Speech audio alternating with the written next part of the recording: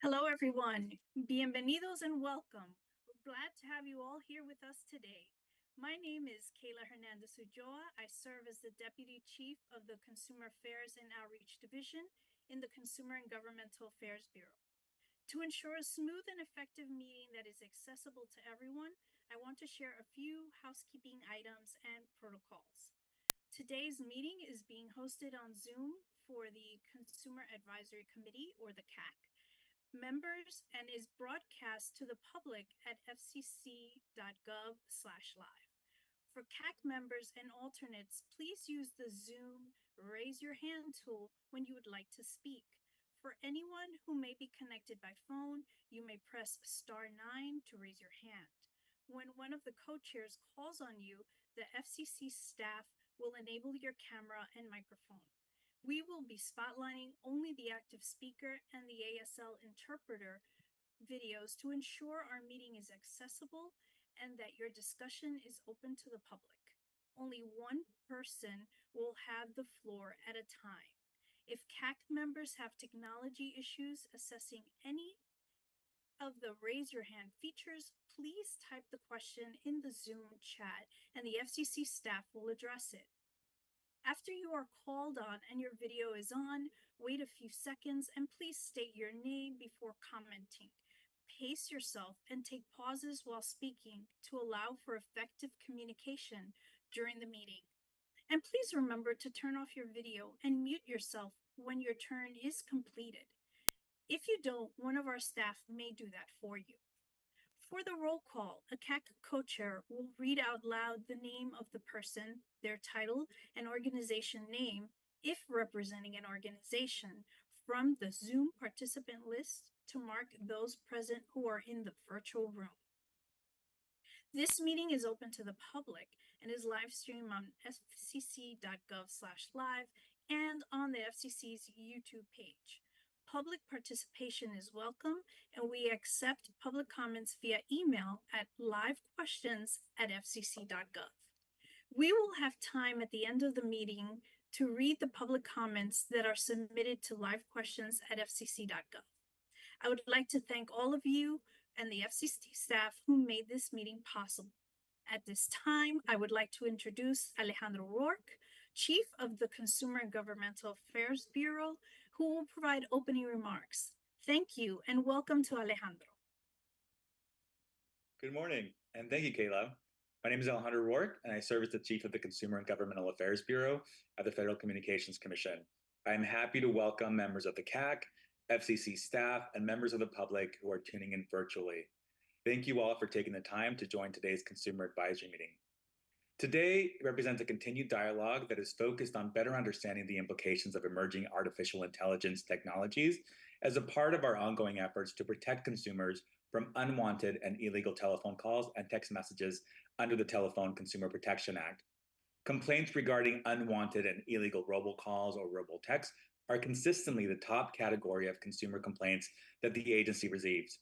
As a result, it is critical that the Commission stay current with the new technologies that may impact the privacy protections afforded to consumers under the TCPA. And the CAC's work is an important part of that process as we continue to synthesize information and prepare for changes in calling and texting practices that may result from new AI-influenced technologies. And that includes understanding how these technologies might affect the existing regulatory landscape that protects consumers from unwanted and illegal robocalls and robotexts. I look forward to the CAC's report and recommendations that will inform policies that anticipate how AI can help protect consumers against these unwanted communications and how we can maybe mitigate any unintended harms.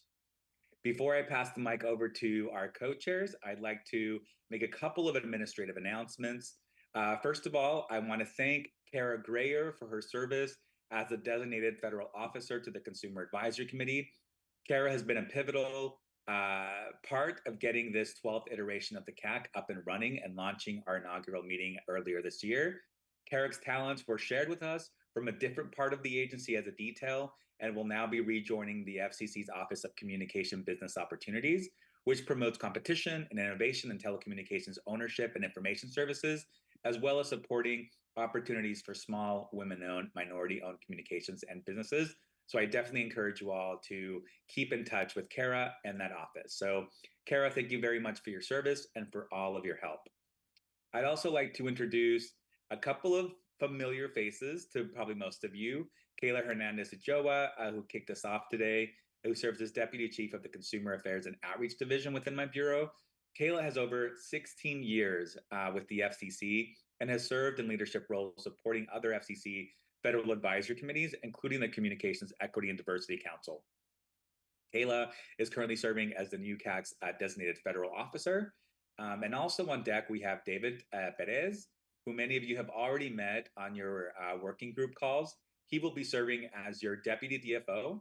And David is a very familiar face. He is a national community impact manager here within CGB and carries with him or brings with him over 17 years of experience convening local and national civil rights and community serving organizations nationwide.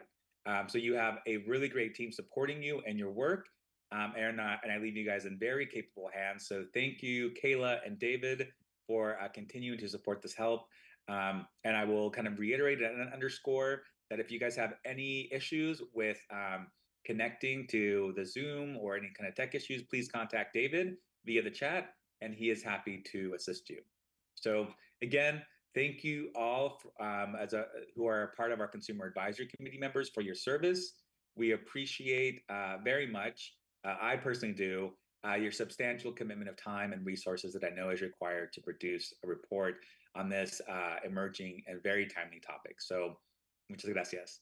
At this time, I'm happy to hand over to our two co-chairs, specifically hand it over to Claudia Ruiz, who is a senior civil rights analyst at Unidos US and one of the co-chairs of our Consumer Advisory Committee. So Claudia, the floor is yours.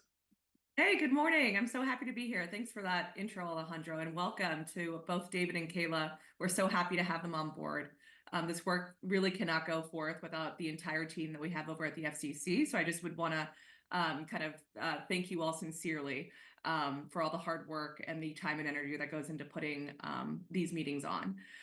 Welcome, everyone. It's great to be with you again for our second meeting here, first time having it virtual.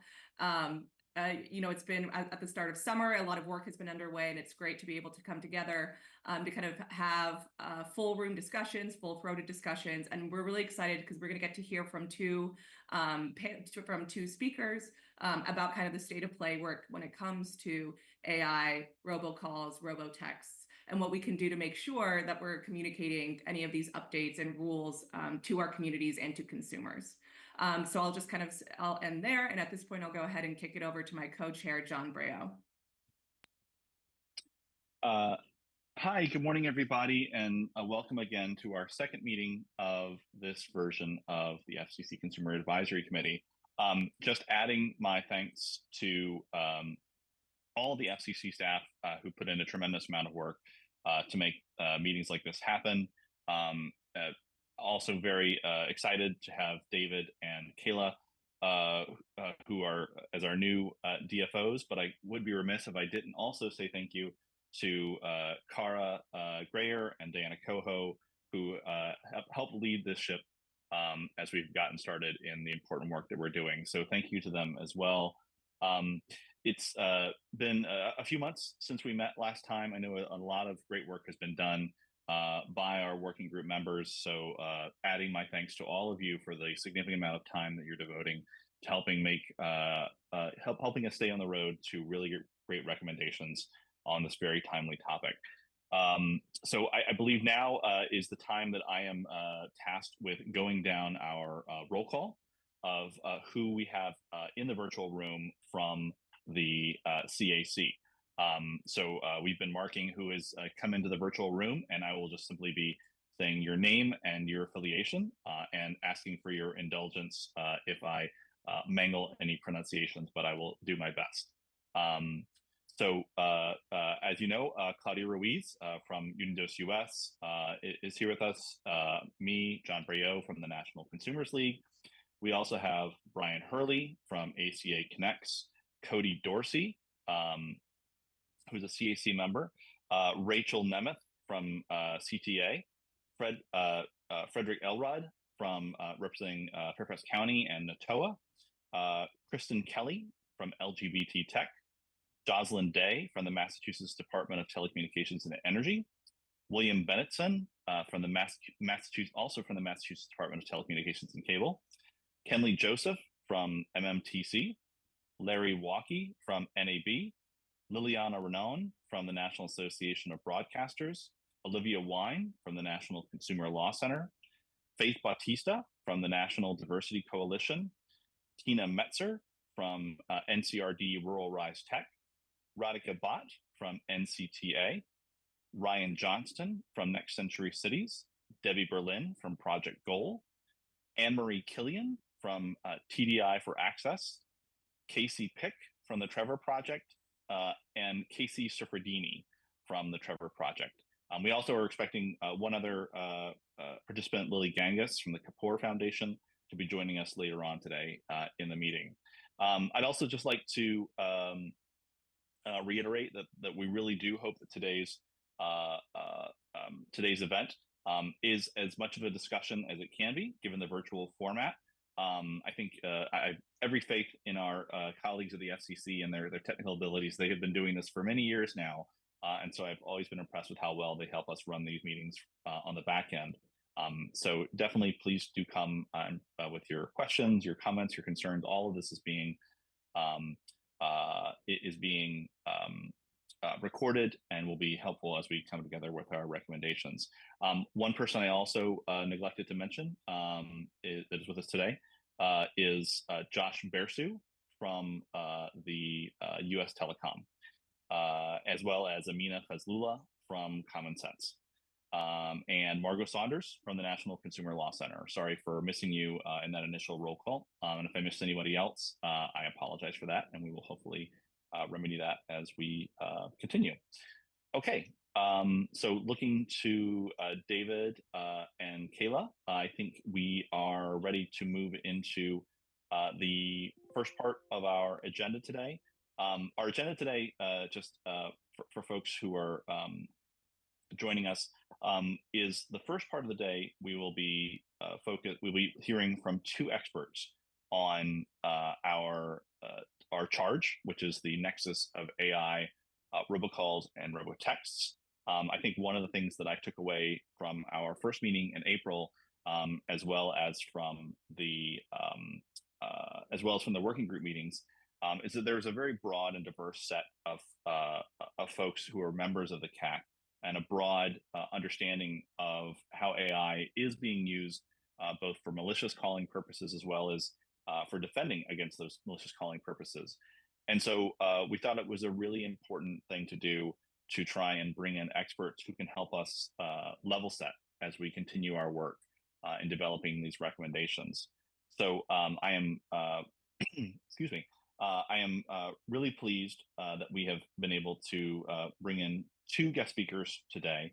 They will be speaking at the first part of the meeting, and then around 12:45, we will break for a half-hour lunch, and then we will be coming back after lunch for presentations from me and Claudia on the work that we have been doing in the two working groups that we set up.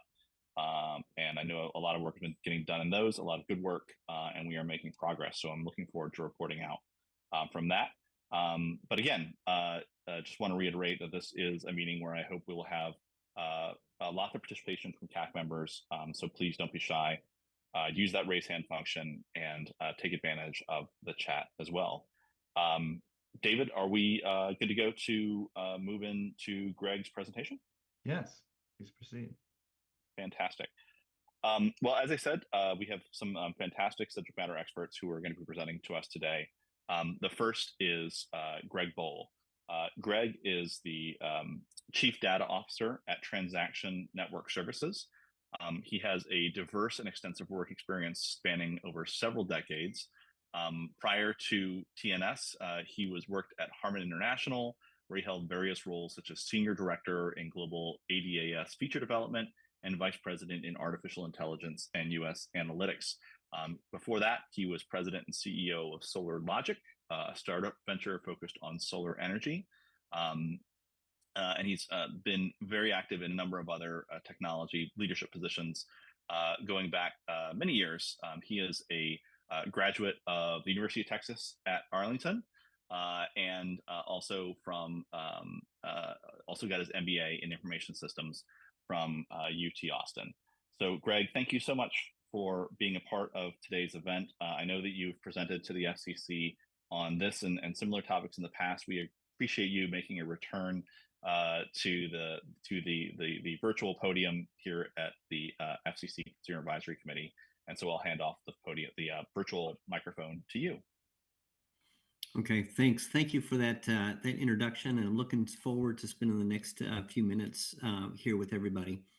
Again, I'm happy to have this opportunity to speak to the FCC CAC, and I think it'll be fun. So, has everyone had a chance to take a spin with ChatGPT yet? You know, it's free. You just need an active email account, and off you go. Right? It's one of the top LLMs on the market today. And just so you know, I was actually writing a value proposition for a new product a few weeks back, and I needed a little bit of help. So I asked ChatGPT 4.0 to do that. Now, my job is to actually check out new tools all the time. However, when I started using ChatGPT 4.0, I was really taken back by the good job that it did. A very high quality tool. Gone were some of the grammar errors I seen earlier, some of the awkward phrasing, some of the situational off-color situational framing that can occur, you know, often referred to as hallucinations. When I was writing this corner case for technology, you know, when you consider the broader technology group, it was really a well-written document at the end of the day. But guess what? Every bad actor on the planet now can do this. That is, they can produce a high quality, properly phrased statements that can be fed into voice cloning to attack their victims, right? So there's no background checks. There's no validation on how these results will be used. Just an email address that works, you know, and off they go. And to be very direct to this group, no matter what your education is, your location or country of origin, they can sound anything like they want to sound like, including a very well-educated American, if that's what they want to do. So let's keep this in mind for the next 20, 30 minutes.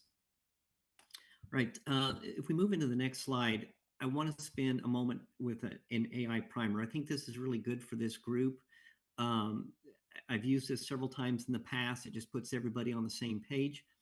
And some of you may have very deep knowledge and experience with AI, and some of you may not have any. So this is just to bring everybody on that same spot. So if we look at AI, so artificial intelligence is simply defined as the capability of a machine to imitate intelligent human behavior. Honestly, it's that simple, all right?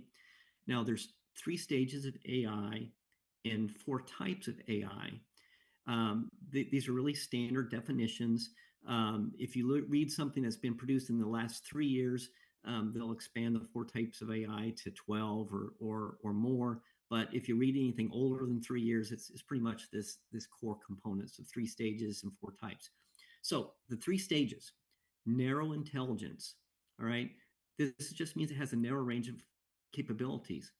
This is virtually everything AI is today that you can touch, see, hear, read about, all right? Then we have general intelligence, which matches the human intelligence. There's some very large efforts to make this happen. Google has a very large lab set up just to make this work, but it doesn't exist today. And then there's super intelligence, which exceeds the human intelligence. That's the 3 stages. Now, if we look at types of AI, the first is referred to as reactive machines, meaning it responds to stimulus. So if you think about aircraft autopilots, they've been around, you know, since the 50s. An automated factory with robotics. This is all reactive machines. They respond to stimulus. Then if we move down to limited memory, this means it just makes informed decisions based on certain series of inputs. So if you think about a self-driving car, or if you have a newer vehicle that has adaptive cruise control, for instance, where it adjusts itself, it took the input that you gave it that says, hey, I want to be on cruise, or maybe you want to stay in the lanes that you're driving. That's lane detection, but it makes informed decisions. This is limited memory. Then there's theory of mind, which is emotional intelligence, which some people claim they have. For the most part, I'm in the camp that it really doesn't exist yet. That can the machine understand happiness, sadness, and so on. And then there's self-aware, which is in Hollywood really well right now, but beyond Hollywood, it doesn't exist. And this obtains consciousness. Okay, so those are our 3 stages and 4 types. Now, if we continue down, let's look at machine learning. Now, machine learning is an enabler of artificial intelligence. It uses data and algorithms. Now, I may inadvertently flip back and forth with machine learning or AI, but really machine learning is an enabler. And if we think about this, an algorithm can be nothing more or as simple as, say, 2 plus X equals Y. That's an algorithm in its most simplest form, right? It's very, very basic. We add some data, let's say the number 2, then you got 2 plus 2. If the algorithm was properly written, it says equals 4.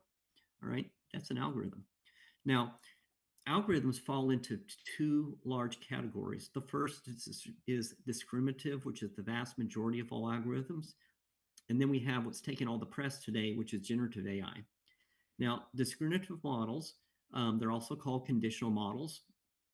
And it's what we use to detect spam and fraud today by virtually every supplier. So if you've got a tablet in front of you, if you just make a little squiggly line down that tablet, much like you see on the screen here, and you put on one side of things that you would like to have, that's referred to as a true positive. Now, the things that you don't want goes on the other side of the line, and that's referred to as a true negative. Now, developers can get really, really close to that line. They can get extremely close. That's referred to as a decision boundary. That's the little squiggly line, right? And you'll hear terms like accuracy. Accuracy just means the distance to that line. How close can you get to that line? That's how accurate a model can be. So if you hear somebody say, "Hey, I've got an algorithm. It's 95% accurate," that means that they're very, very close to that line. All right, and occasionally there's mistakes. So if you have something that should be negative and it falls on the positive side, then it becomes a false positive. In the inverse as well. If it falls on the negative side, it should be positive, then it becomes a false negative. Now, generative models, on the other hand, they create things. And this is why bad actors like this stuff so much, all right? I realize it's also in the press, but it likes to create things. It can write papers, as I mentioned before. It can write positions. It can create text. It can do all kinds of things. The things that we see with generative AI is based on LLMs. Again, in the press, large language model is what an LLM is. And the thing about generative AI or LLMs is they take a really big chunk of data to make them work. All right, lots and lots of data, and I'm sure you've read about this. And what happens is, if it's not in that data group, the downside of a generative AI tool is it's outliers, something that falls outside their boundary. And this is where you hear the term hallucinations. So when a generative AI product hallucinates, it just means that it's not within these boundaries that it sees, and it's trying to understand it. So it tries to kind of fake it, right? But it can't. We know better as human beings that, hey, that kind of sounds kind of silly, all right? So it's a hallucination. So these are some key components: discriminative versus generative. And I really want you to keep this in mind as we speak and we go forward into my presentation. Is majority of the tools that you see on today are discriminative products. The tools that you hear about a lot right now are generative, and our bad actors love generative products. Though they may use some others, generative is really the things that's bothersome right now. Now, our last group here with AI Primer is I want to teach you a little bit about training. All algorithms have to be trained because they don't know anything. They don't know what they're doing until you train them. So there's 3 types. There's supervised, and this is the training data has a label to it. And think about, like, let's say cats and dogs. You get a picture of a cat and you write cat below that picture. And now you got not one, but you have hundreds or maybe thousands. That's a labeled training data. And you have dogs, and you say dog, it's a picture of a dog. And you have 1, 10, 100, thousands. And so now your algorithm, when you feed this in as training data, it understands what's a cat and what's a dog. Now, an unsupervised model, on the other hand, doesn't have those labels underneath the pictures or the data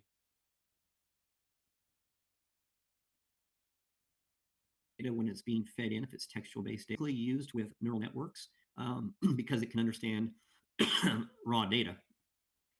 The third is reinforcement training, which is reward-based training. It can be positive, negative, penalty or reward. And it just means the information's been repeated hundreds, thousands, billions of times. Large language models operate this way. You can also mix and match these three. You can have semi-supervised, excuse me. You can have, sorry.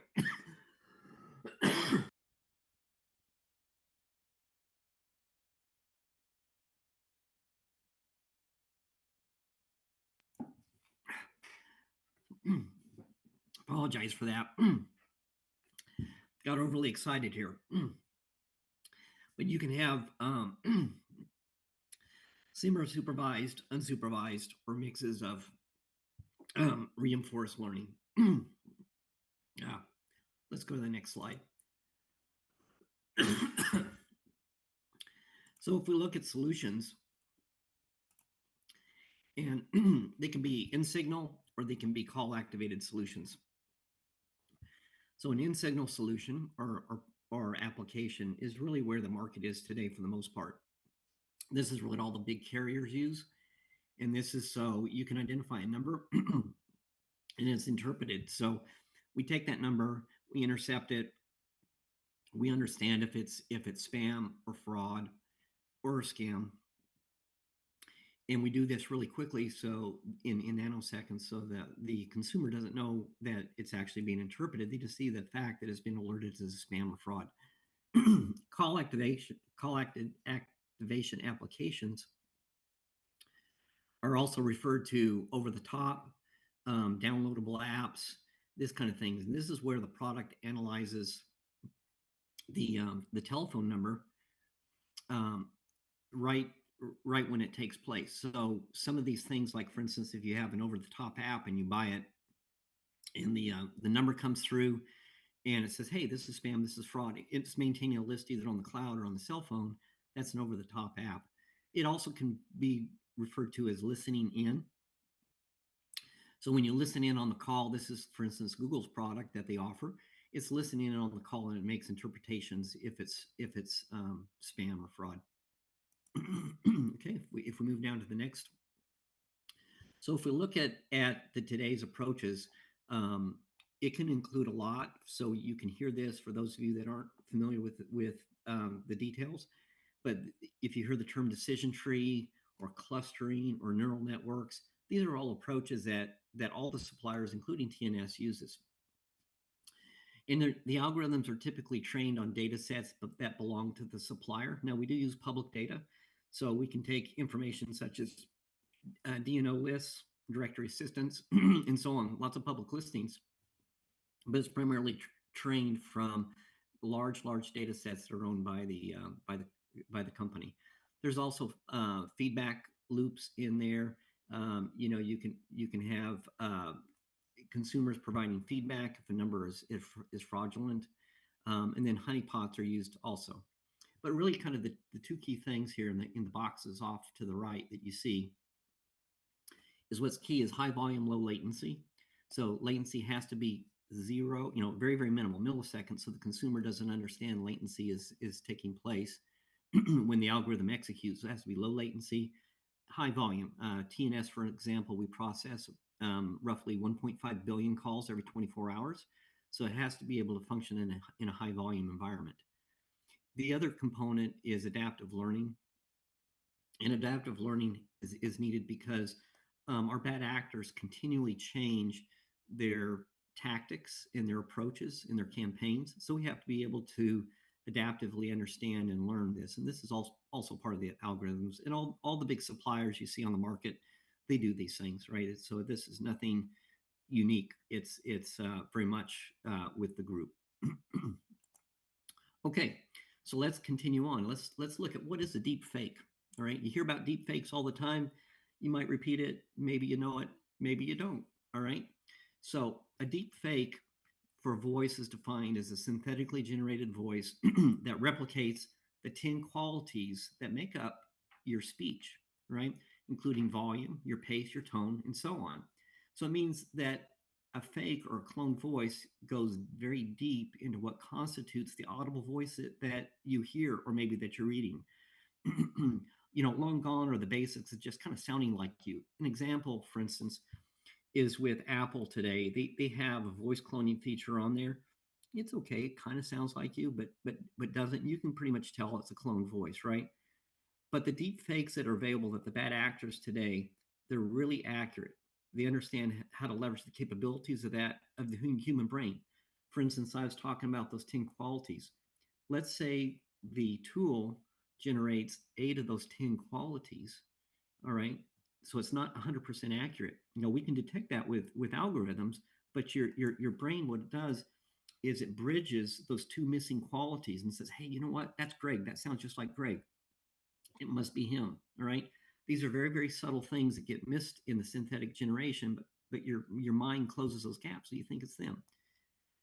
And this is for the most part, it's done with commercially available tools that are found on the internet. And believe it or not, you can get free tools that do this that are pretty accurate to a few $100s that are really, really accurate. So at TNS in our labs, we have over 10 tools now that we look at and we evaluate their capabilities all the time. There's new tools that come up all the time. And a lot of these features offer where you can change your voice. Like I was just still do have a little bit of a catch here in my throat, but you can make yourself sound virtually any age, a child, a teenager, young adult, old adult. They can take your voice and they can push you into any of those categories. Now, you want to sound like you're from another country. If you're like me, I have very much an American accent. If I want to sound Spanish, if I want to sound French, if I want to sound German, I can add those accents. It's very easy to do. The other thing that these tools can do is they can change your voice so you can sound relaxed, or you're in a hurry, or what really the bad actors like to do, panicked. So let's now think about how bad actors are using AI. There's a couple categories here I want to talk to you about. The first is broad reach. Now, broad reach is using deep fakes to replicate, right, politicians, celebrities, other figures in the public. They're reaching a very broad audience. And the purpose is really simple. They're going to use a known or highly visible figure to make their point via a robocall without getting permission to do so or paying a fee, right? The Biden deep fake that took place in January is a perfect example of that. Now, of course, the FCC took excellent action in that in February, but I do expect to see more of this as we get closer to the elections. Now, remember, that one was easily traceable. It was somebody in the US and they got caught.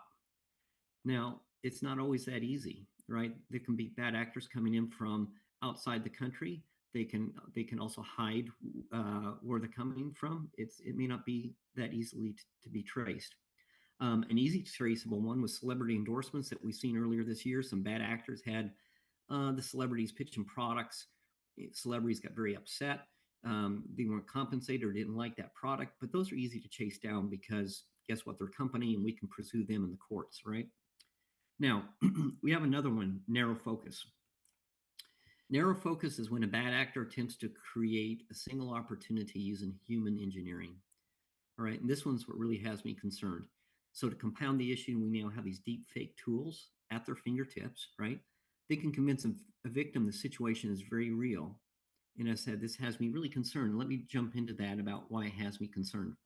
First is a bad actor has a call to action. It's typically feared, right? A loved one is in jail, they're injured, they're kidnapped. Some dire situation where immediate action is required. And remember now that they're using a cloned voice that sounds just like this victim to make this happen.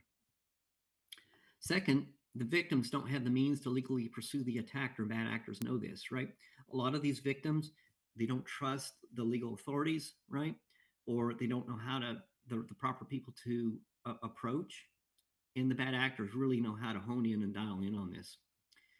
And the third component is just a lot of the law enforcement agencies just don't have bandwidth to pursue all these bad actors, right? The tools, they're covering their digital tracks. There's long investigation cycles. It makes it really, really tough.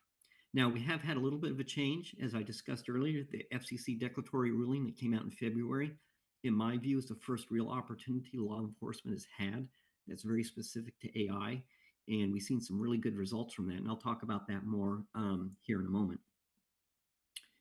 Now, regardless of the targeted victim is broad reach or narrow focus, Gen AI is the new technology bad actors like to leverage. The reason why is Gen AI creates exact and properly framed content that's required very little effort, and they can leverage it, right? Now, while many companies are implementing safeguards, it's going to be years before they hit all the corner cases and determine, what can be done. Products such as OpenAI, right? They don't know if it's going to be used for good purposes or bad. And smaller companies even have a more difficult time. So let's take a moment here and let's look at how bad actors collect the data. So it's really easy for a bad actor. I mean, the internet's bubbling over with free personalized data ready for the taking. Let's start with your voicemail. Now, I mentioned this at SIPNOC last year, and I told you any personalized voice greater than 3 seconds can be cloned. I've demoed this to several news reporters in the last year using their own voices, right? So one of my advices to you is to change your voicemail to a generic one that's provided for you by free on your cellular service provider. Get rid of it. I mean, you're just leaving low-hanging fruit essentially for these guys to attack you, because they already have your number, they have your name, right? Now you're giving them your voice, right? So you're setting yourself up here to be attacked. Public speaking engagement, such as this one right here, is being recorded. We're posting this on a federal website. I'm setting myself up to be a target in this very good example here. Now, there's another technique that you can use. You can go ahead and embed a word, a safe word, or private word, so you can determine if it's cloned or not. I do this with every public speaking engagement I have. You probably can't detect where I put it in. That's purposeful, and that's so I know I can proof if I had to if my voice was indeed cloned or not. Now, the last one is videos. TikTok, YouTube, just there's all kinds of grounds here for bad actors to attack it. And the reason why is with the videos, you have a tendency to put inflection in your voice, and that of course allows for a better cloned voice, right? And there's lots of public cases where the cloned voices have been used, anywhere from kidnapping, persons in jail, people in accidents. Now executives are getting cloned with their voices for wire transfers for money. All right, so this is all taking place, right? So you got to be really, really careful, I think, in today's environment. Okay, so my question to you: will video call clones be next? Right? I asked this at SIPNOC a couple minutes ago. What will they be doing in the future? I believe they're going to be creating video calling clones. There's synthetic video creation available, as I've shown here on this slide. It's a very small step, even if you don't have these tools for voice cloning, to put it with FaceTime, and off you go. When I asked that question at SIPNOC a couple months ago, unbeknownst to me at the time, but there's actually already a case with a senior executive where they were lost several $1 million, wire transfer, because they did a video clone. Somebody did a video cloning of them. So you have to be really careful about what's there and what's taking place. So if we look at current regulations, I mean, the FCC has released the declaratory ruling on February 2nd, prohibiting the use of AI for pre-recorded messages without consent of a called party. I mean, this, of course, as I mentioned before, it was brought into focus with the Biden deepfake scam in the January New Hampshire primaries, right? And we have actually measured results showing the effectiveness of this ruling. It's really awesome. At TNS, we went ahead and we were doing tracing of political calls, and we watched calls jump from a couple million calls down to just in the tens of thousands, drastic reduction. Of course, we were able to see what took place, right? We were able to see prosecution of that individual, high success, right? FCC did an awesome job with this. I really want to say what a nice job they did here. And it was also followed up, as he called out, an AI robocall bad actor by the name of Royal Tiger, right? You may have read about this. Maybe you were personally involved with trying to make this thing happen, right? Royal Tiger was in the business of impersonating government agency staff as well as banks and some utilities. The FCC applied the same rules from the TCPA, right, requiring consent from consumer. So another good success of a very exacting law. All right, so now let's kind of wrap up then some thoughts around future regulations, since this is an advisory council. And let's look at the laws and how they can be applied to AI. I mean, first of all, they should be very specific in definition. I've mentioned this to the FCC in the past, and I'm going to mention it here again. The declaratory statement on Feb 2nd prohibiting the use of AI to pre-recorded messages without the consent of the party is a great application. It's very specific, right? It's been applied twice that I'm aware of, probably more times. I'm just looking at the really highly public stuff. However, if it becomes really broad definitions, it can be really difficult to enforce. One of the suggestions I seen pop up maybe a month ago was a proposal to require commercials that use AI to disclose it. Okay, sounds good, but how do you enforce it, right? I mean, where do you stop? What if a producer uses AI in post-production to clean up lighting, something that's simple? Should they declare it? I mean, this is AI. So in my view, if that recommendation becomes law, virtually every commercial we're going to see is going to say this has AI. So we have to be really careful in these broad definitions. The EU is struggling with this, I think, right now with their definitions. Next is the technology itself. I mentioned this several times, and it's worth repeating. Algorithms fall into Gen AI and discriminative AI. If you're going to make recommendations, please focus in on Gen AI versus discriminative. Discriminative is how we fight it. The last thing we need is rules in place on when we're fighting the bad guys, right? Keep it focused. That they're using Gen AI, so let's call that out. All right, that's what they're using for deception. And the very last point we need to ask ourselves is what performs harm to a consumer, right, or a voter, or in the case of both, right? Look at the Biden deep fake, right? Wasn't beneficial to anybody except for the person doing that. So that was harmful. An automated call, though, however, like let's say for hurricane warning, maybe it's the clone voice of the sitting governor of that state saying, hey, take shelter. We got a hurricane coming. That was probably pretty beneficial of using Gen AI. So we need to be specific, right? Using deep fakes to hawk a product, right? It has no benefit to anybody but the person saving the money. It has no benefit whatsoever. So that's another bad use case. So we have good use cases and bad use cases. We just have to be specific in what we do. Okay, so that's it for me. I appreciate your time. Allow me to speak to you today.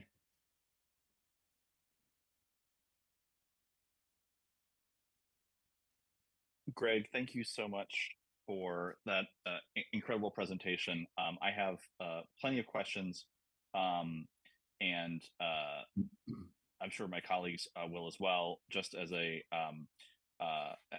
reminder to CAC members, if you want to ask a question, please raise your hand in the Zoom, and we'll be seeing sort of who has raised their hands in the order in which they were raised.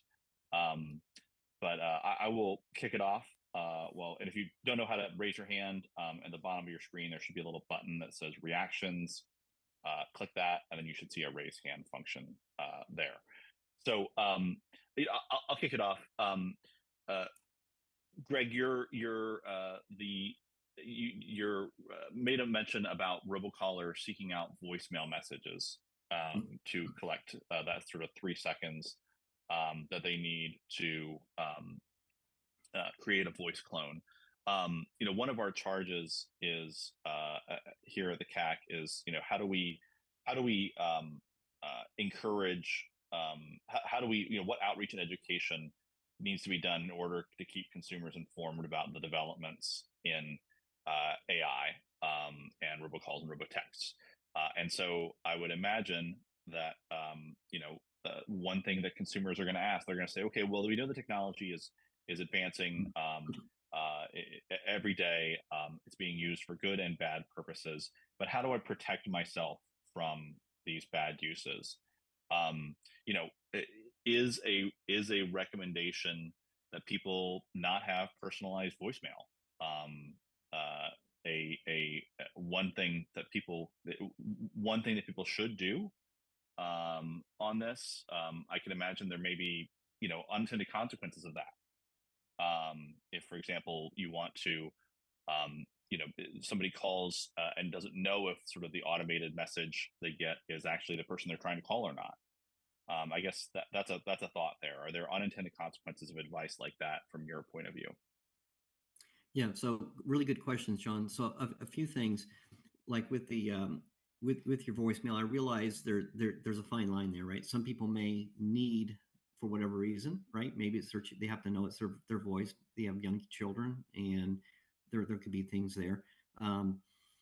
There's a need to have your personalized voice. However, like in my phone's case, I can type in a personalized message with my Verizon phone, and it'll just use an automated voice to say, hey, this is Greg Bull's phone, please leave a message, blah blah blah, right? So I can still have my name associated with my phone, but your point is correct and it's good, right? There may be situations where you still have to have that. I'm just saying you're leaving yourself open as a target when you have your own voicemail. Another component that I've recommended before is have a safe word. I believe I brought this up to a couple different presentations, SIPNOC, in the past. Have a family safe word. And this is really important because if somebody's trying to extort you, you know, let's go on an extreme, you know, they're saying, hey, you know, your grandson, granddaughter, son, daughter, whoever, they cloned your voice, is in jail, at the hospital, I need money right away. What's the safe word? Right? Real super easy to find out if this is faked or not, if you got a family safe word. You know, just you and your family should know that. That's another a method to get around that. Easy, low cost, right? There's no cost involved. It's a simple thing to do, and off you go. So those would be some of the recommendations I would have right away. Great, thank you. So we have a number of hands raised. In order, it's going to be Brent, then Rick Elrod, and then Debbie Berlin. So I'll go to Brent first. Brent Wilkes from Lubac. Or sorry, Brent, sorry, that's, I think, your old affiliation. I think now it's Hispanic Federation, is that right? Yes, I'm with Hispanic Federation. Thanks, John. Greg, my question had to do with so some robocalls are legal, and I think the FCC's guidelines have had the most effect with those types of calls. For example, the campaign call that you referenced. But then there's others that are clearly not legal in the first place. And I'm curious if your opinion, the FCC ruling would in any way kind of discourage those callers who are already committing, you know, an illegal act by calling you from committing that call. Is there some additional deterrent created by that, or do we need to figure out some other way to try to block the kind of bad actors who are already breaking the law to place these robocalls from using AI in addition to breaking the law to call you in the first place? Yeah, so Brent, your question is very valid, right? So as you'd said, there's legitimate businesses that do place robocallers, all types, everything from warning systems all the way through. There's telemarketing companies that are very legitimate businesses that make robocalls. Those numbers are registered, so there's a free service that they can go through to register their number, to make sure companies like TNS and the other companies in this business don't block their calls or don't mark them as spam. And once they're registered, off they go. Now, we do have to consider that the FCC has specific ruling. You know, it's because it's very, very specific. It says clone voices for the use with users' consent. Now, if you're a legitimate business, and we've seen this in the past with political groups where they say, hey, you know, the candidate XYZ wants to speak with you for a moment, and you have to you have to hit the consent to listen to that, right? Push button 1, push button 2, whatever. You give your consent, and then you can hear that voice. So there are, I think, methods available today for those legitimate businesses. Great. Thanks, Greg. Rick Elrod.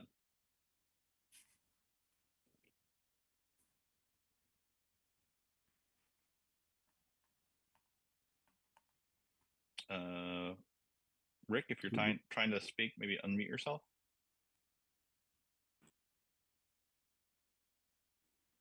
Okay, great. Greg, thanks. That's really interesting, informative information. It's very helpful. You mentioned that definitions shouldn't be too broad, otherwise you end up over-inclusive. Everything becomes, has the AI marker on it, so to speak. Is there, on the contrary side, if the definition is that in a rule is too narrow, how does it keep up with the changes in tactics that you mentioned are constantly happening? How do we hit the right balance there and not capturing too much, but not missing changes that are occurring? Okay, in Rick, in my view, it's going to be small steps, and there's probably going to be a few of them here at the beginning as we figure this thing out. Because as you'd said, sometimes you can make things so narrow it has no impact whatsoever, except for one corner case somewhere. And I think that's a very valid point. So I think here at the beginning, as the FCC is rolling these things out, there'll be several steps, and then as things get along, we'll have fewer. So I'm anticipating the FCC for coming out maybe with several rulings this year. But if they can stay narrow, to me it's better for the consumer if we have something that's narrow, and maybe it only hits 4 or 5 cases and misses several, but we don't stop legitimate businesses and legitimate activity from taking place. I think that's a safer bet than making something so broad nothing can be effective that's a legitimate business.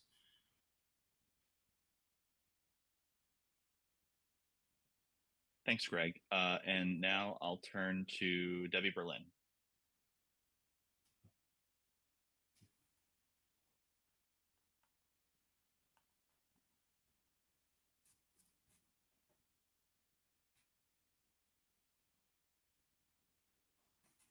Oh, David, can you or someone from the FCC Tech team unmute Debbie, please?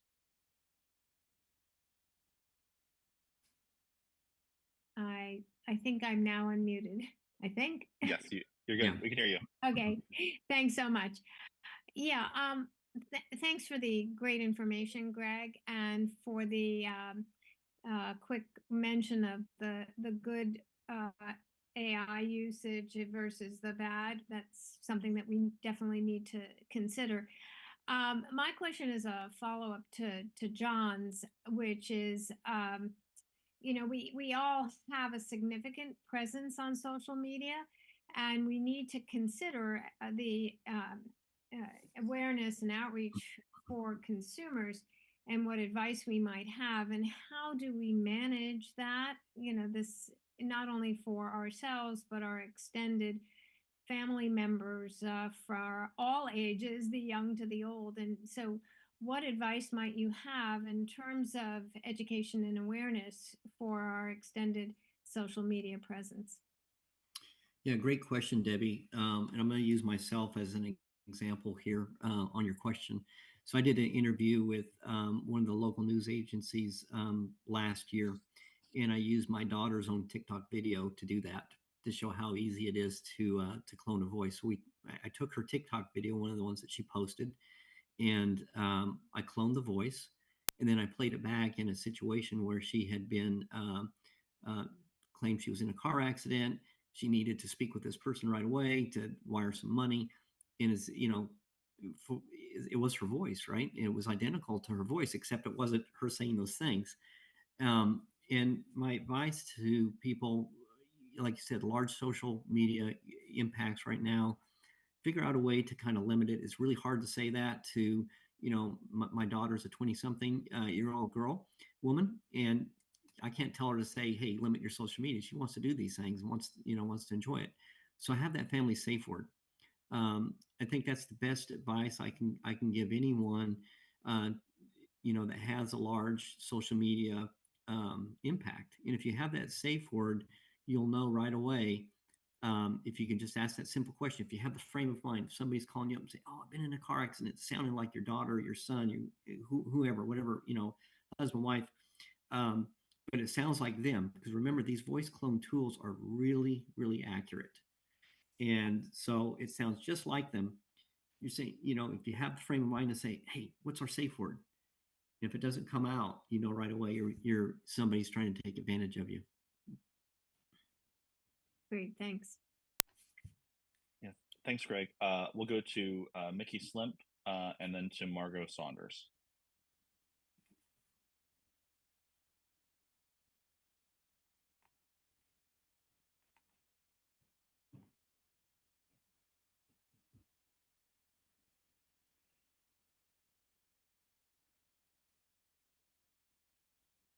Do we have Mickey on? Are we? Or is he muted? Maybe.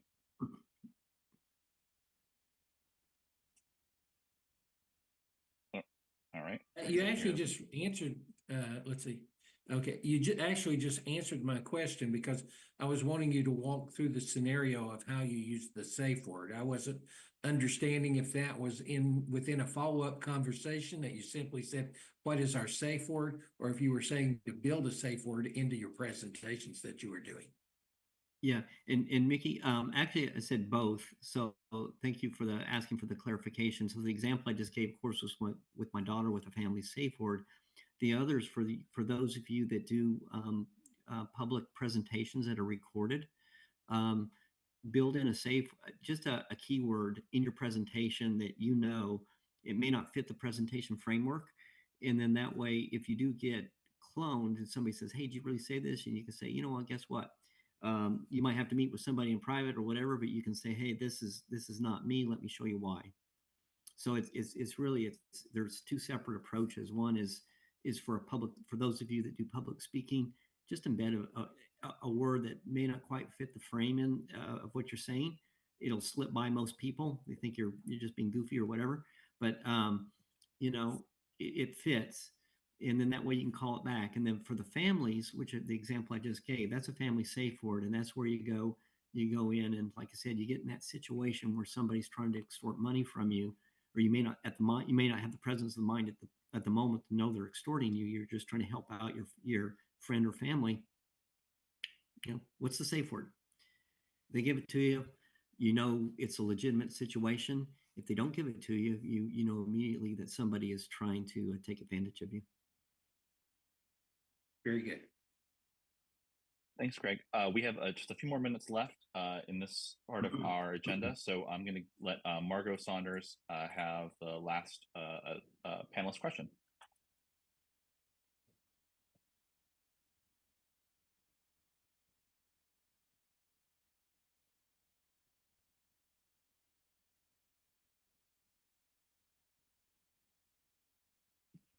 Trying to get on. Yep, we hear you, Margot. Okay.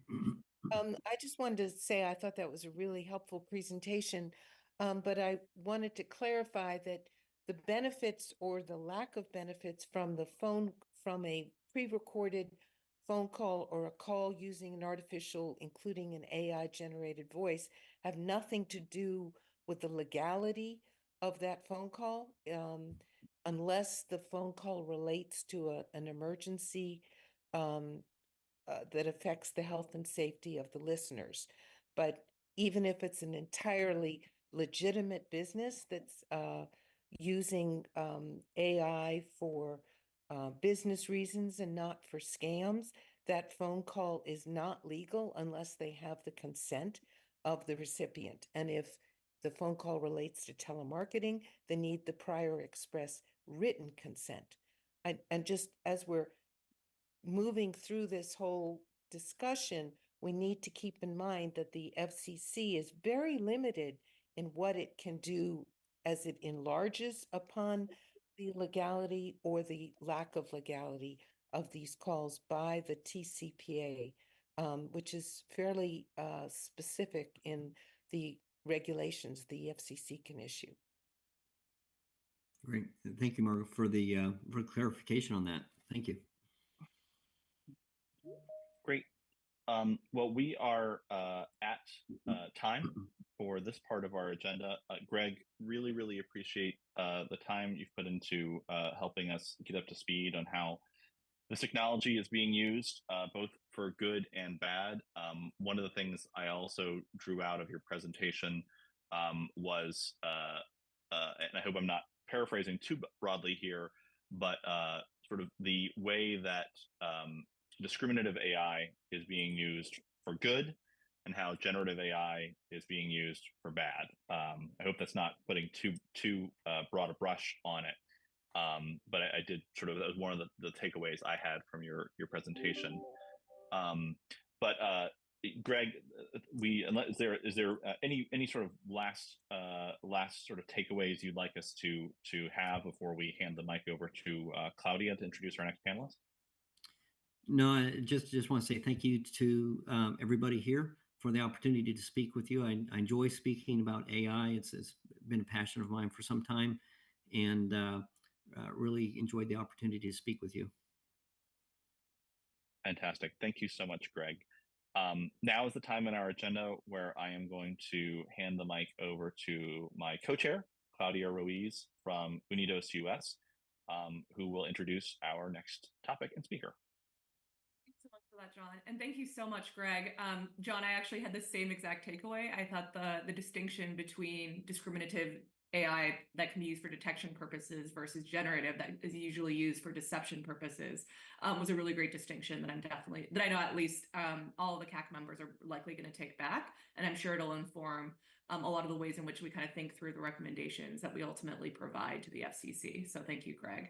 And at this point, so I'm going to go ahead and introduce our next speaker, and I actually think it's a perfect complement to the presentation that Greg just gave us.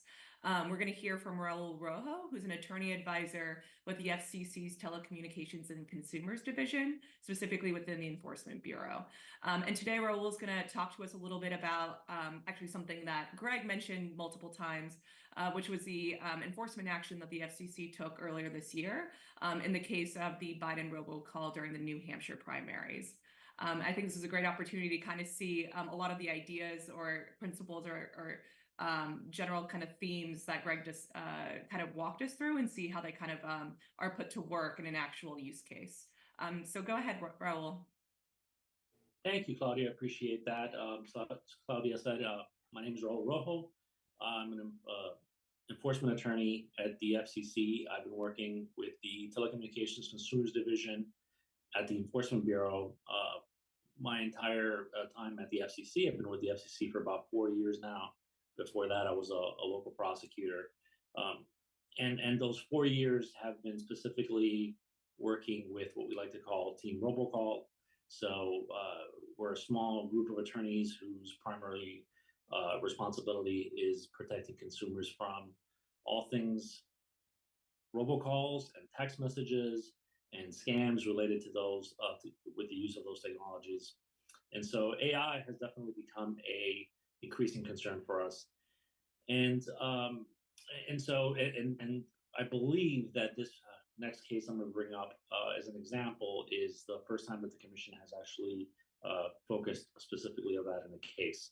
So before we go over to, or we can go to the next slide, but I just wanted a quick reminder that we are discussing today an open law enforcement investigation, and therefore I'm going to be limited as to what I can say. Anything that I'm going to be speaking about today is publicly available. There's not going to be any hyperlinks or anything like that in my presentation. You can, quick Google will provide you these same sources that I'm using. I just wanted to clarify that, in case there's some questions that I can't necessarily answer, because we're still in the middle of this complex investigation. So here we are on slide 2. Just kind of give you an overview of the calls. 2 days before the New Hampshire 2024 Democratic presidential primary election, we learned about thousands of robocalls that were directed at potential voters in New Hampshire. And we learned about this the same way everybody did. There was significant news coverage the morning after the calls. And we learned that the calls included a deep fake message. And I will point you to Greg's wonderful presentation on how deepfake recordings and synthetic voices are generated. But essentially, it was a deepfake message pretending to be from President Joe Biden. And if you can, please go ahead and play that audio now. This coming Tuesday is the New Hampshire presidential preference primary. Republicans have been trying to push nonpartisan and Democratic voters to participate in their primary. What a bunch of malarkey. We know the value of voting Democratic when our votes count. It's important that you save your vote for the November election. We'll need your help in electing Democrats up and down the ticket. Voting this Tuesday only enables the Republicans in their quest to elect Donald Trump again. Your vote makes a difference in November, not this Tuesday. If you would like to be removed from future calls, please press 2 now. So as you can see, as you heard there, the call is very realistic, has some of the same aspects that Greg was talking about earlier, where the president seemed relaxed, it seemed authentic, the pauses are correct, and this is all AI-generated call, sounded very, very realistic. Obviously, the White House denied the president had anything to do with this, which he did not. And importantly, for EB, the call was not only realistic and it used AI technology, but it was also, the calls were sent out with spoofed caller ID. So the caller ID indicated the calls came from a phone number of a former New Hampshire Democratic Party chair, treasurer of a PAC, a political action committee that was leading the effort to have Joe Biden be written into the election. So her phone number is used obviously without her consent. And as a result of these calls, she received many, many calls from recipients of the calls that were angry, they were confused about what the message was intended to come from. And it obviously lended the message more credibility. If you went in and actually, Googled that number, her name would come up. All right, and so those are the calls. So the potentially unlawful calls, they violated the Truth in Caller ID Act, or so we thought at the time. The law makes it unlawful to cause any caller ID identification service to knowingly transmit misleading or inaccurate caller ID information with the intent to defraud, cause harm, or wrongfully obtain something of value. So let's go to slide 3. This coming to All right, so the origination, delivery, and termination of robocalls is a very complex ecosystem. When I first started working at the commission 4 years ago, honestly, I thought that you make a phone call and, the cell phone tower closest to you would pick up that phone call and it would be transmitted to, your aunt or something across the country up to that cell phone tower and down, and there would only be 2 carriers involved in the entire process. And that isn't the case at all. There can be, 8, 9, 10, 11 service providers between you and the consumer that had actually received, the person that received the call. So to help us work through some of these complexities, we work with several industry partners, including Umail, who provides an app that blocks spam and transcribes voicemail. And they use sophisticated technology to essentially fingerprint the voicemail from those recorded messages and be able to link and aggregate those voicemails. We also work with the industry traceback group. I know Josh is here today in the call, so he's hoping that I don't butcher what they do and the wonderful work that they do. But essentially, they allow us to issue tracebacks efficiently with the use of their portal.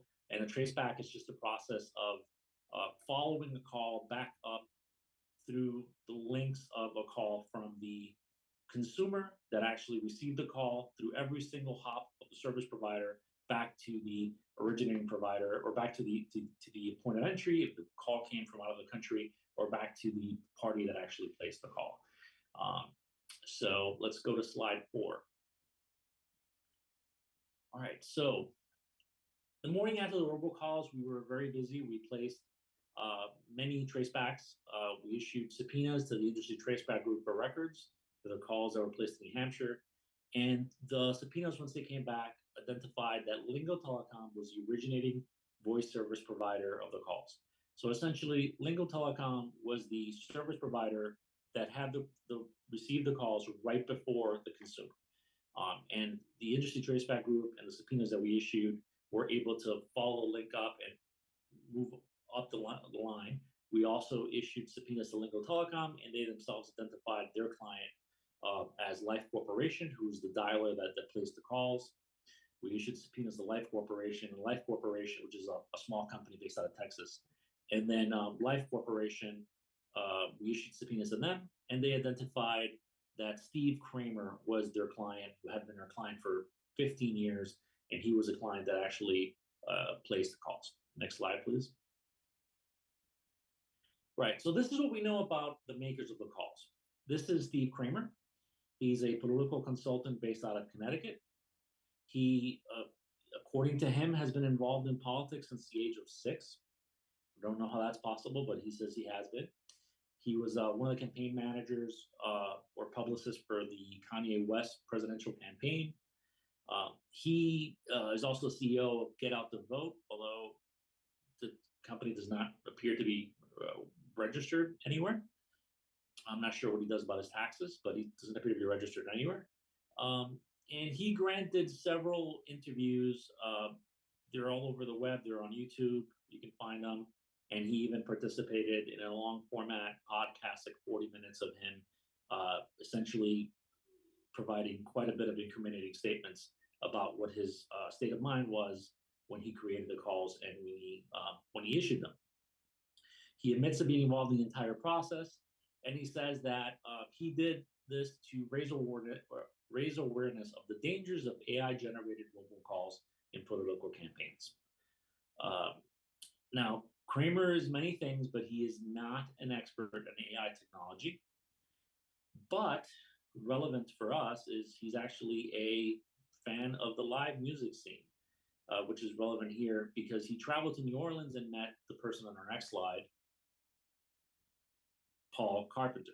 Paul Carpenter is a self-described magician, hypnotist.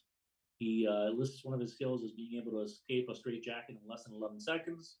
He's a world record holder for spoon bending, although I will point out that I believe that's a fork in his right hand. And he is an expert on all things AI, or so he led Steve Kramer to believe. In reality, he was just using a software that our maker from our next slide, 11 Labs, created. It's very user-friendly. Essentially, what you can do is you can type in there whatever message you want to lay out. And what I'm referencing right now is what was available at the time. I'm not sure if the company has put any kind of limits as to what you can do, but at the time when Mr. Carpenter interacted with it, he was able to create, I believe, a trial account and try different scripts, and you could do the voice with different actors or famous people. He tried Lindsey Graham, and he created some messages for Steve Kramer, and essentially said, they met at a music festival apparently, and he said, what do you do for a living? Steve Kramer talked to him about his political consulting role and his role in robocalls, and Paul Carpenter thought that this technology might be useful to him. So that's essentially how they met and how they decided to go about creating robocalls that had these messages in them.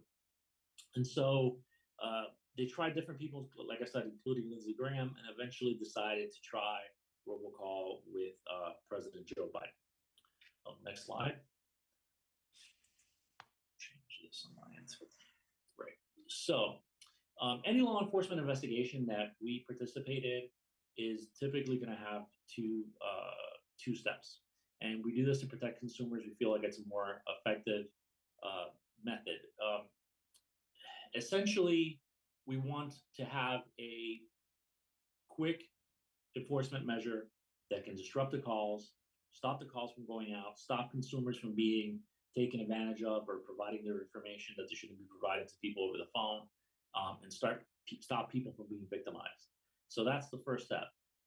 Once we're able to do that, then we can take a more in-depth, longer-term enforcement measures that might involve, complex investigations and issuance of many subpoenas and long discovery process to be able to move those out.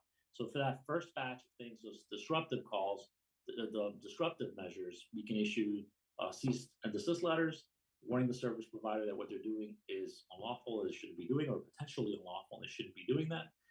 We issue public notices warning the industry about the potential bad actor that's in their midst and that they shouldn't be accepting calls from them. And then these public notices also highlight the dangers to the publics themselves. So we did something like this for student loans, for example, and we put out a message saying, look, these individuals are calling pretending to be your loan servicer, and you shouldn't listen to them and you shouldn't provide them information over the phone. So those are the quick short-term methods that we can do to protect consumers. The longer-term process involves, final determinations of, issuing citations, drafting a notice of apparent liability, which generally takes many months, or agreeing, having a consent decree where the bad actor can agree to implement certain procedures and pay a fine, or ultimately we can arrive at a forfeiture order. Next slide. All right. So in this case, on February 6, 2024, so this is just a few days after the election, we did one of those quick disruptive measures, which was to issue this public notice.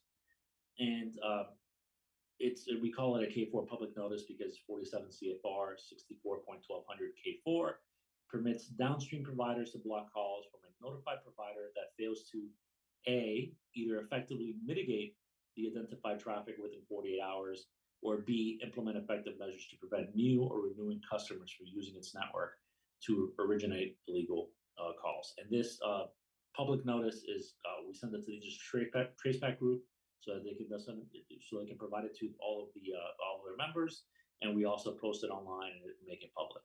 Next slide.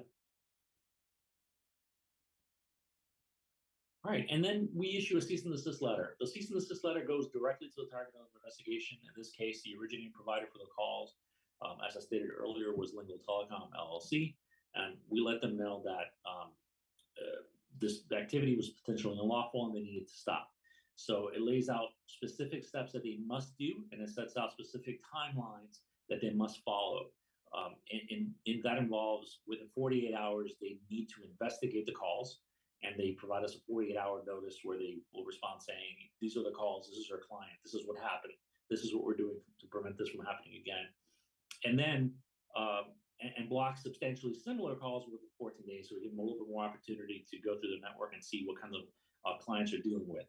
And then they have to report back to us, certifying that they're blocking the traffic and that they're blocking substantially similar traffic, which is important because in the world of robocalling, entities will very frequently change their names back and forth. New entities prop up. And so we're holding these companies responsible. We're saying, if it's substantially similar traffic, you also have to be responsible for blocking that. All right. So slide 11, please. Next slide. Great. So these are the longer term, punishing the bad actors, holding those people responsible for their actions. That's what this next process is, which is notice of apparent liability. Now, normally this would take many months to draft, but we worked really hard to get this one out as soon as we possibly could, and we were able to get it out, not that long after the calls. By May 2024 was when we released this. And here, the screenshot that you're seeing there is the publicly available notice of apparent liability against Steve Kramer for apparently commissioning spoof robocalls that targeted New Hampshire voters 2 days before the 2024 Democratic presidential primary in violation of 227E of the Communications Act of 1934 and commission rules which prohibit unlawful caller ID spoofing. And the NAL proposed a penalty of $6 million. We're able to apply forfeitures to individual calls. So each individual call is a violation. Those can add up very, very quickly.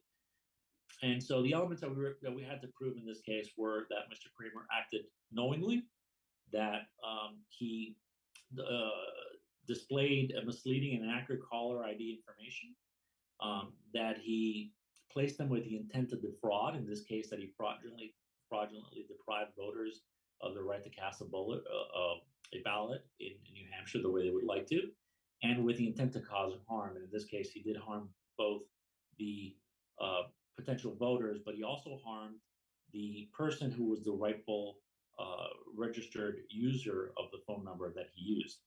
That person did not consent to have their phone number used that way, and they were harmed when they received calls from angry consumers or angry call recipients who had received these calls. And so, I think, and if you go online, if you look at some of his videos, you'll see that Kramer, at least when it comes to that knowingly aspect of it, made our job a little bit easier, because he just would not stop talking about what he did with the calls. He granted many interviews with us and with the Department of Justice, and he frequently had conversations with us, and he never tried to step back his involvement. He acknowledged that he did it on purpose, and in fact, he acknowledged that he specifically chose the number that was going to be used in the caller ID because he knew it would have a significant impact, because that person was likely to complain versus using any other random phone number. So, he made proving those elements fairly easy. Next slide, please. And then here we have the NAL against Lingo Telecom.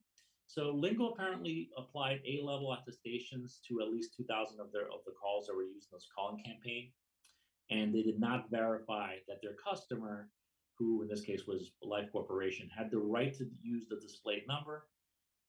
As we know now, and as I told you, they did not. Life Corporation did not have a right to use that phone number.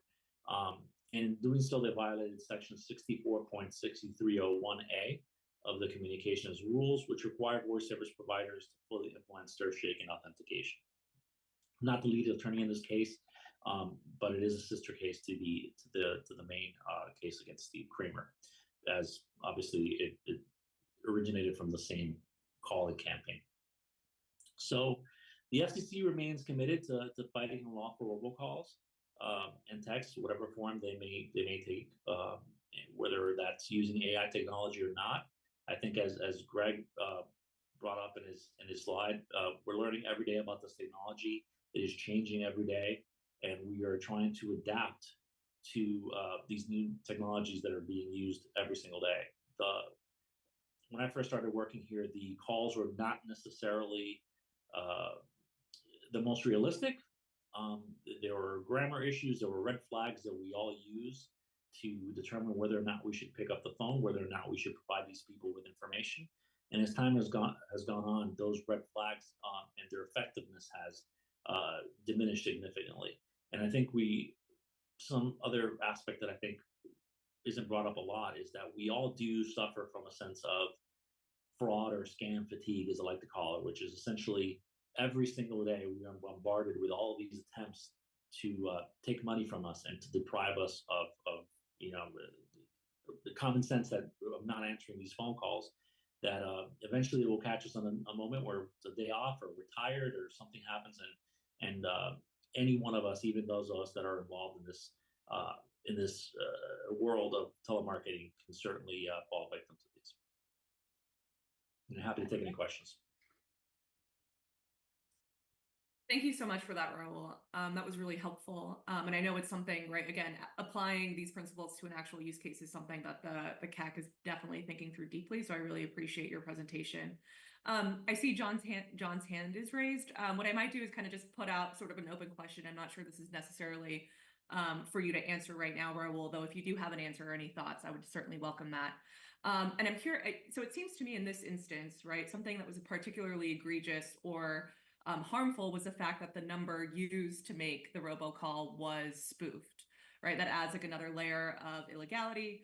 It also adds another layer of deception, right? Because the receiver of that call then thinks it's a legitimate caller, and then is more likely, or I would imagine, is more likely to then answer that call and then think it's a lot more legitimate of a caller on the other end.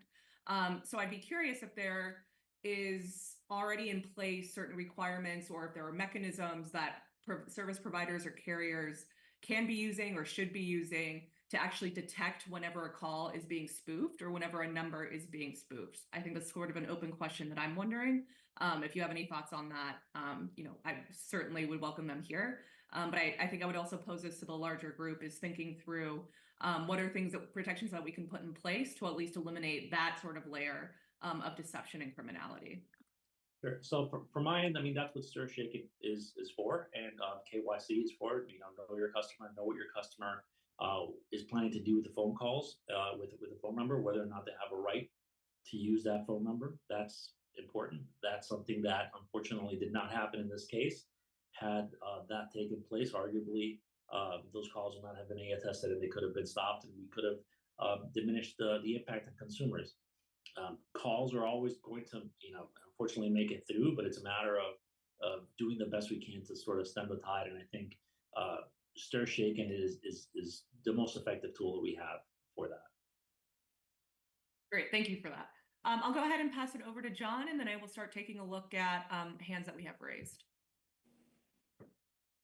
Great, thanks, Claudia. And Raul, thank you so much for that presentation. If I might just say a special word of thanks to you.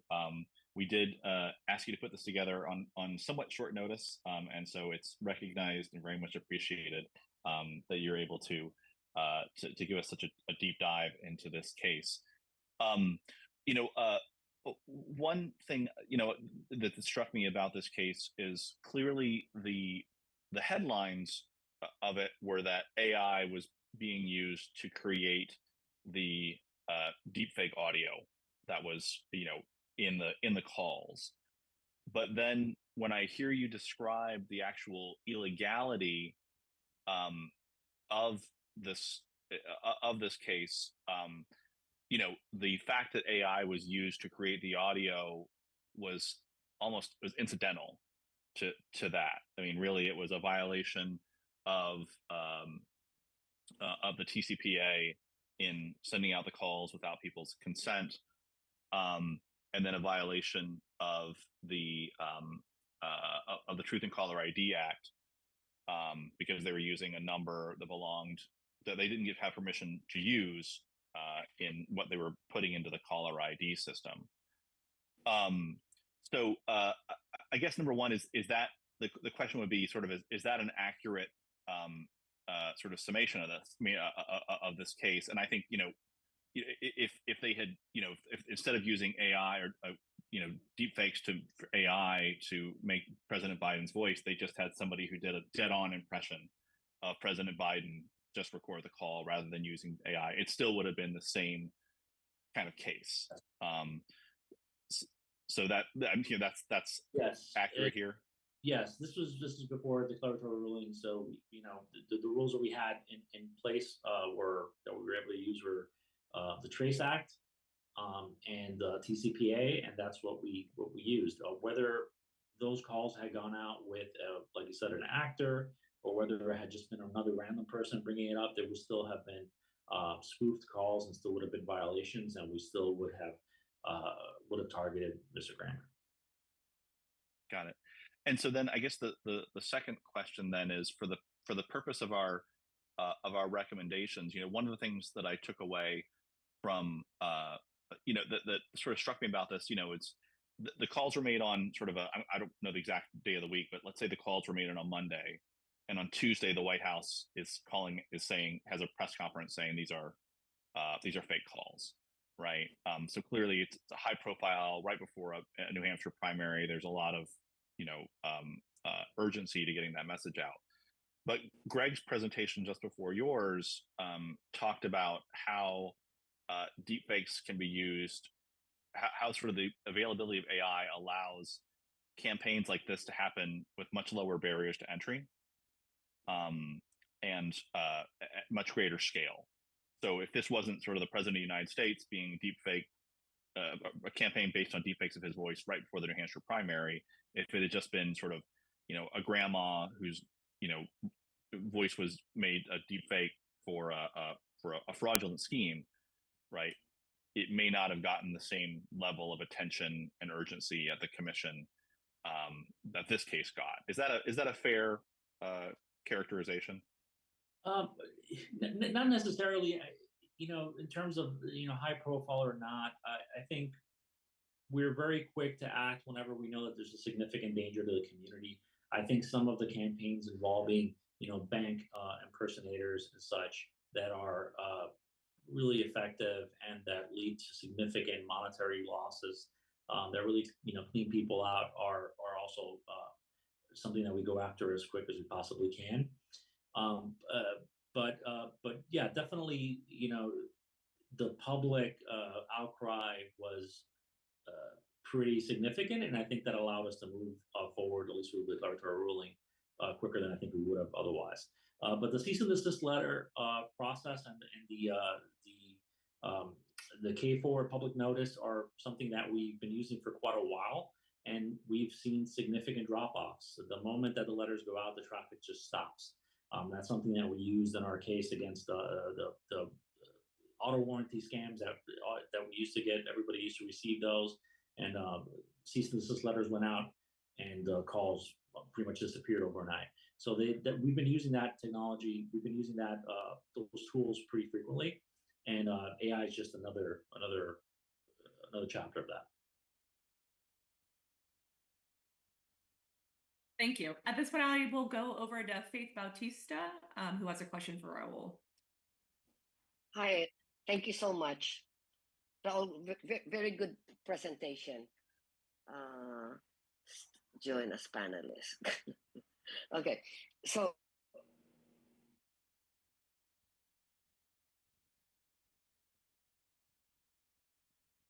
hi, am I being heard? Now you are. Now we can hear you. Thank you so much. Okay, Raul, thank you so much for the presentation. And I'm glad John asked, because it's a high profile FCC, work on it right away. And I also know that these bad actors always go after the people that are vulnerable, right? The people that do not know how to complain, or don't even know that they can complain. And these are always the people that we serve. So questions for you on the FCC. You said that the Kramer got fined of $6 million and the carrier. Did the people who were affected got any compensation from that? Because it's the most annoying when you get these robocalls. Or does that money go towards helping more on your education to do a lot of outreach on how to avoid this kind of calls? So me, for example, I have been getting a lot of calls lately from JP Morgan Chase, and I know better not to answer. And finally, I answer just because I want to give them my peace of mind and just tell them that you need to stop this. And of course, they did not respond to me, but I'm still getting that calls. So, and I'm a lot of questions or comments.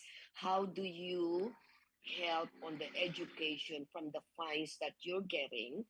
And then also, how do you help this immigrant? My sister just arrived here like 2 years ago, and immediately she was conned for paying $1,000 because he said, you did not pay your IRS. And she said, well, I barely work, and she immediately sent that money without even asking me, what to do because of that fear. So just a comment on that in helping these newly immigrants and English as a second language. Thank you. Got it. Couple of things there. So in terms of fines, any amount of money that the Commission recovers from any of its fines go into the U.S. Treasury. They are not returned back to consumers. Congress did not allow that. It does not specify that we're able to do that. That being said, we do put significant efforts into educating the public about the dangers of robocalls and AI technology. We have active social media accounts, and we also post this information online. It's very important that the notices of apparent liability go out there so that the public can see that we're actually holding these individuals responsible civilly. And in the case of Steve Kramer, he's been indicted in New Hampshire as well criminally. So people are seeing that there are consequences to getting to doing this kind of activity. In terms of where you brought up about immigrants and Spanish speakers, it is a concern. Unfortunately, it's something that we've been dealing with, where immigrants from whether Vietnamese or Spanish speakers or whatever the case may be, are selectively targeted. We take those matters very seriously. We investigate them as best we possibly can, and we go after the bad actors, shut them down, and shut down the carriers that are carrying the traffic as soon as we possibly can. We have had outreach efforts as well in terms of Spanish, whether it's on our website or a recent example that I can give you is on scams involving student loans, where we actually reached out to radio, the large Spanish-speaking radio networks across the country, and we coordinated with the Department of Education so that public service announcement would go out warning people that that call from your student loan servicer might not necessarily be a call from a actual student loan servicer, but might just be somebody trying to take your money. So we do have outreach efforts, and they are independent of any forfeitures that we collect. Thank you, Raul. John, I see your hand raised. Go ahead. Yes, thank you. As usual, many more questions.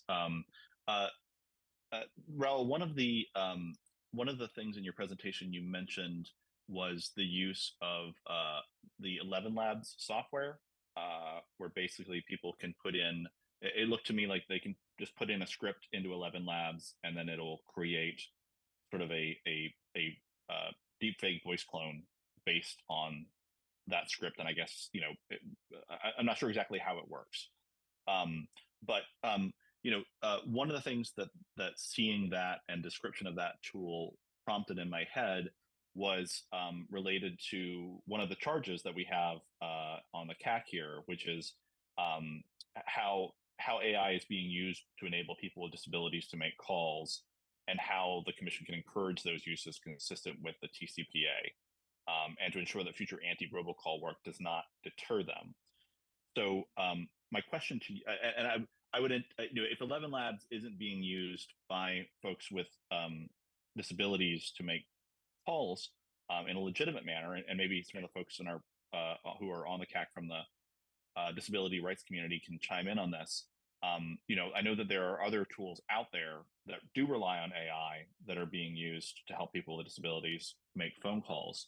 So for this case or other cases that you may be involved in, did disability considerations, how tools like 11 Labs or other tools are being used by that community enter into your thinking?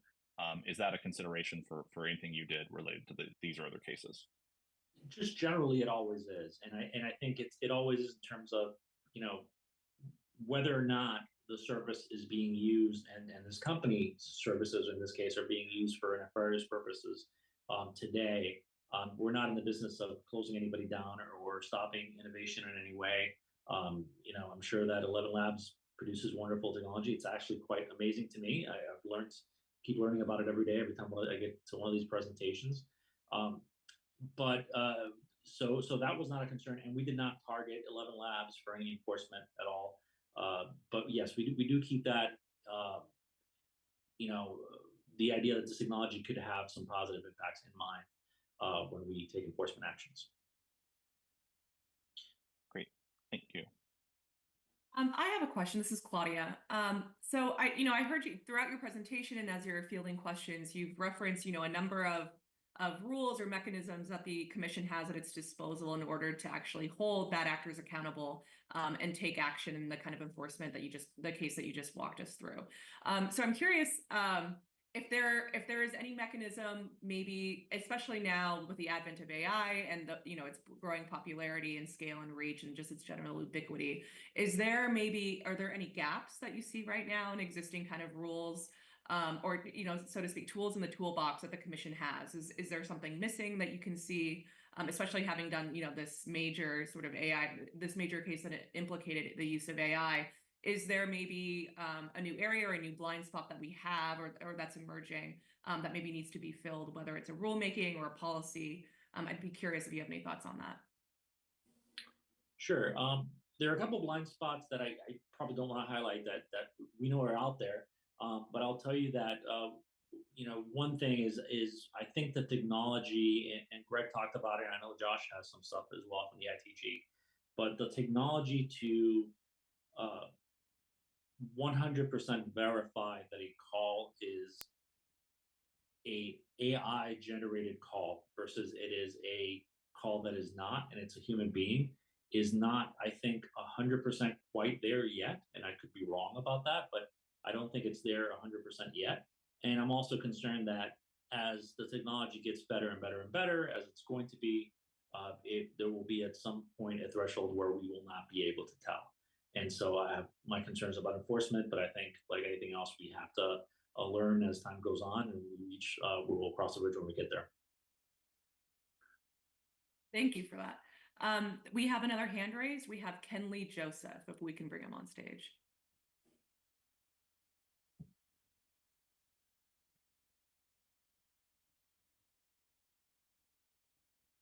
Kenley, you should be able to unmute yourself now.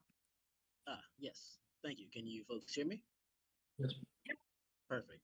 Perfect. Raul, thank you for the presentation. This was indeed great. I have one question about the enforcement. Can you speak to why Paul was not subject to any kind of enforcement in the case, given that he worked with Kramer to produce the AI voice? Sure. So we're able to go after individuals that are involved in the actual making of the call. The use of the AI technology was sort of aside to that. Additionally, for whatever it's worth, there is some doubt as to whether or not Mr. Carpenter actually knew that the calls were being used the way that they were. If you speak to him, as we have, I mean, it's possible that he thought that Joe Biden actually authorized the message.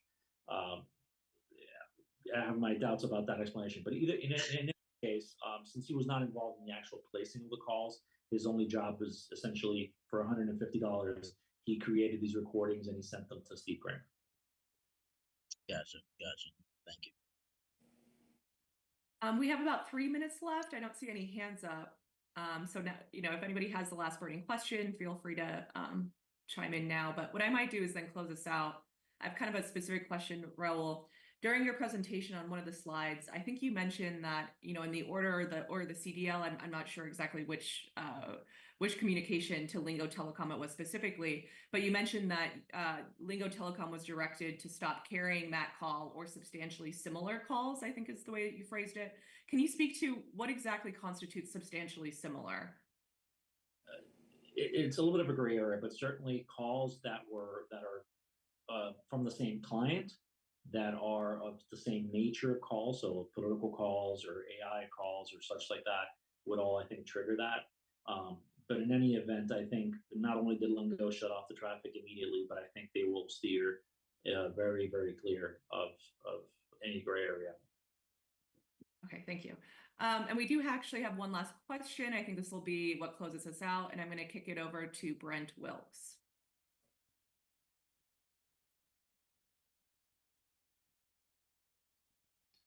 Thanks, Raul. My question has to do with it seems like the folks who perpetrated this particular instance of using AI inappropriately with robocalls seemed not to be especially sophisticated actors. And my concern is that there are more sophisticated actors out there who are probably looking at this technology, probably thinking, how can they influence an election at the very last second? Be able to, get the calls through before you're able to initiate enforcement, and potentially mask their efforts using, overseas third parties, for example, to effectuate the calls. So I'm curious if the FCC has considered that there may be more sophisticated actors trying to do this in the future, and how you might prepare to prevent those actors from succeeding. Yeah, we are aware of that. You are correct that these are not sophisticated actors. They just did some Googling and were able to get the calls out, because the barrier to entry into AI robocalls is very, very, very low. That being said, our ability to stop the calls remains relatively steady. I think we regardless of what the content of the calls is or how the calls are set up, I think we're flexible enough that we're able to stop the calls, whether they're coming from overseas or they're not, and so we're relying on that. And then, but we're certainly looking into and every day we're surveilling as to what's going on in the industry. Work with the industry traceback group and our partners and DOJ to spot any changes. But yes, we're aware that our next actor is probably not going to be not going to make the same mistakes that these guys made. All right, great. So, well, thank you so much for joining us today, Raul. Again, your presentation was really informative, and I think is going to provide, a lot of meat to chew on as we kind of head towards the discussion session of today's meeting, as we continue our work within our working groups moving forward. So, thank you again. We're so grateful to have you. At this point, I'm the only thing standing between you all and lunch. Video and voice. So I will go ahead and kick it back over to Keyla, who's going to go for any kind of last remarks before we head into lunch. And just a reminder, lunch is going to be about 30 minutes. It's 12:46 right now. So we're going to reconvene around 1:15. Go ahead, Keyla. Thank you, Claudia. And thank you everyone for the presentations. I've learned a lot from these. I just want to emphasize some additional information. We are breaking for lunch now. We are returning at 1:15.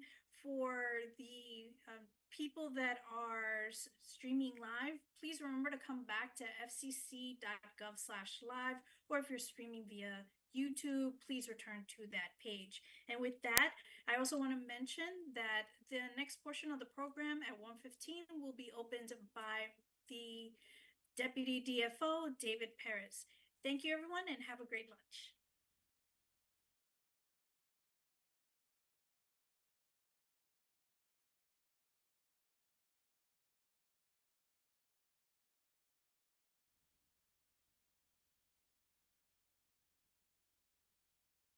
Okay, good afternoon. My name is David Perez. I'm Deputy Designated Federal Officer for the Consumer Advisory Committee. I just wanted to remind members of the public before we start that you can submit public comment. To do that, please email livequestions@fcc.gov, and we will read out the public comment at the later afternoon portion of our meeting. Again, you may submit questions to livequestions@fcc.gov, and we will collect and read those at the end of the meeting. Thank you so much. At this time, I would like to introduce our next portion of our agenda. We have John Brayo, Vice President, Public Policy, Telecommunications, and Fraud for the National Consumers League. John serves as a co-chair of the CAC, as well as the chair of Working Group Number 1, Technical. He will be providing updates. Sending it over to you, John. Thank you. Hi, thank you so much, David. As David mentioned, I've had the pleasure of leading one of our two working groups at our April full meeting of the CAC. We decided that we wanted to create, basically divide the work of the CAC into two working groups. One working group is focused on sort of the technical aspects of the charges that we received from the commission. And then my colleague Claudia is leading the working group 2, which is focused on the outreach portion of the charges that we received from the commission. Since that April meeting, our working group has convened and met 3 times, where we have spent quite a bit of time talking about not just the questions themselves and what our answers should be to those questions or might be to those questions, but really digging into the actual definitions associated with those questions. And so, as I think you may, Greg mentioned in the first presentation of the day, actually defining terms in this debate is really important. And so we've spent an extensive amount of time at our meetings discussing these terms. And so I really want to give a huge thanks to all of the members of the working group who have devoted significant time to not only participating in those meetings, but adding their own thoughts to the outline that we are developing, in providing really useful feedback that we've tried to incorporate into what we're developing.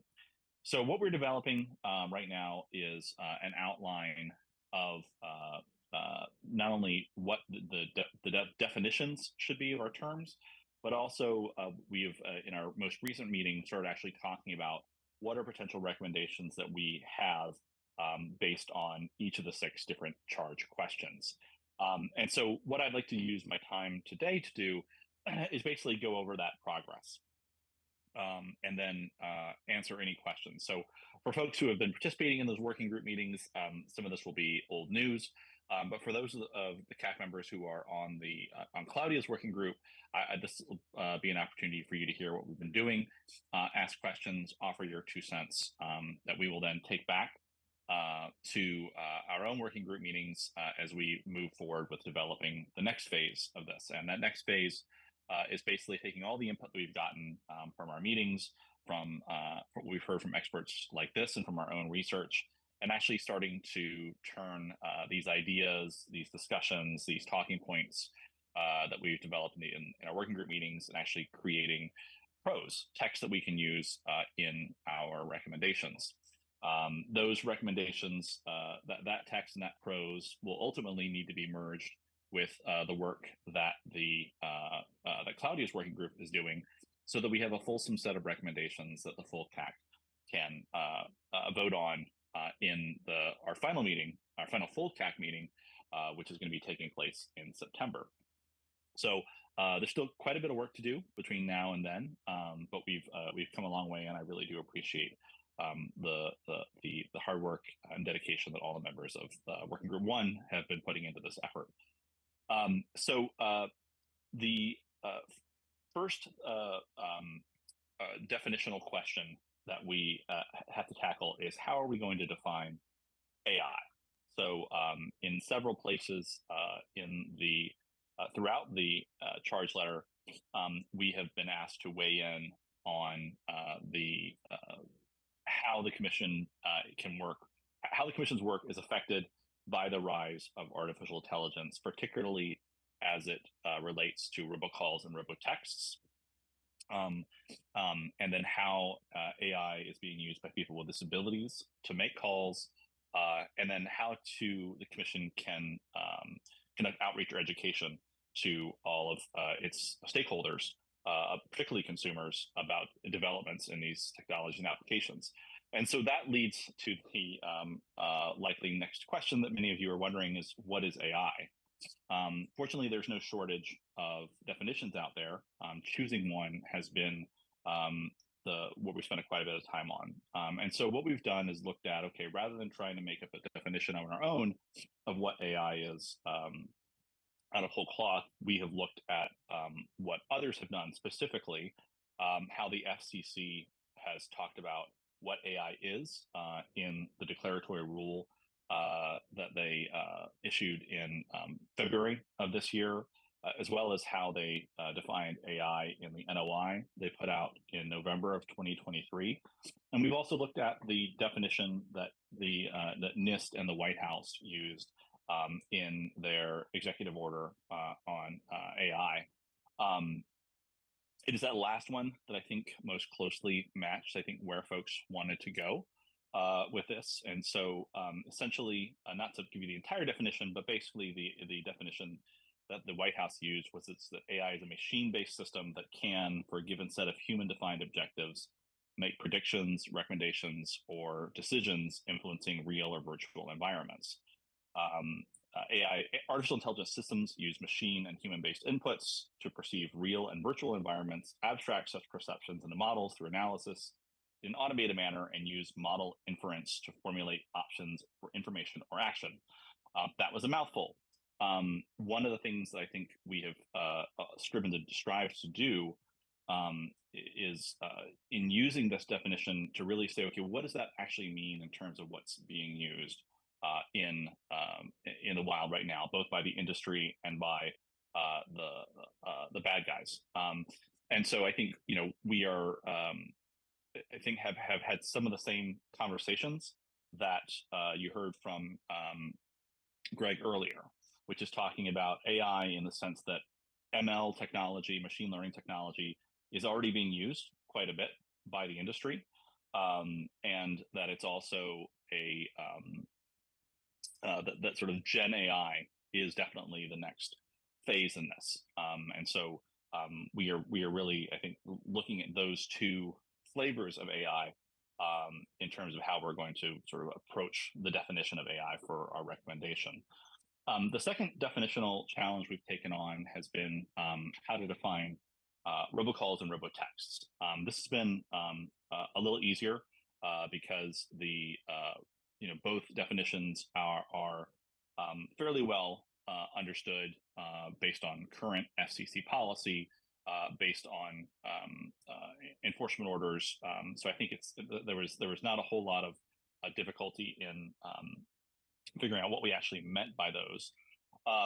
However, on robotexts, I will say the one thing that we have agreed to limit ourselves to for purposes of our of the recommendations is that we're not going to get into what's called OTT or over-the-top messaging. Instead, we're going to focus on, excuse me, carrier-based SMS messaging. Like that's where I think the consensus of the group has been. The final definitional scope is what is a malicious calling purpose. And so I think that we are the charge letter definitely asks us to how the commission can help prevent AI from being used for malicious calling purposes. So what is a malicious calling purpose? And for the most part, I think there's consensus on what that means. It's the way we've talked about it in our meetings so far is that basically it's a call that's intended to take something of value from the called party.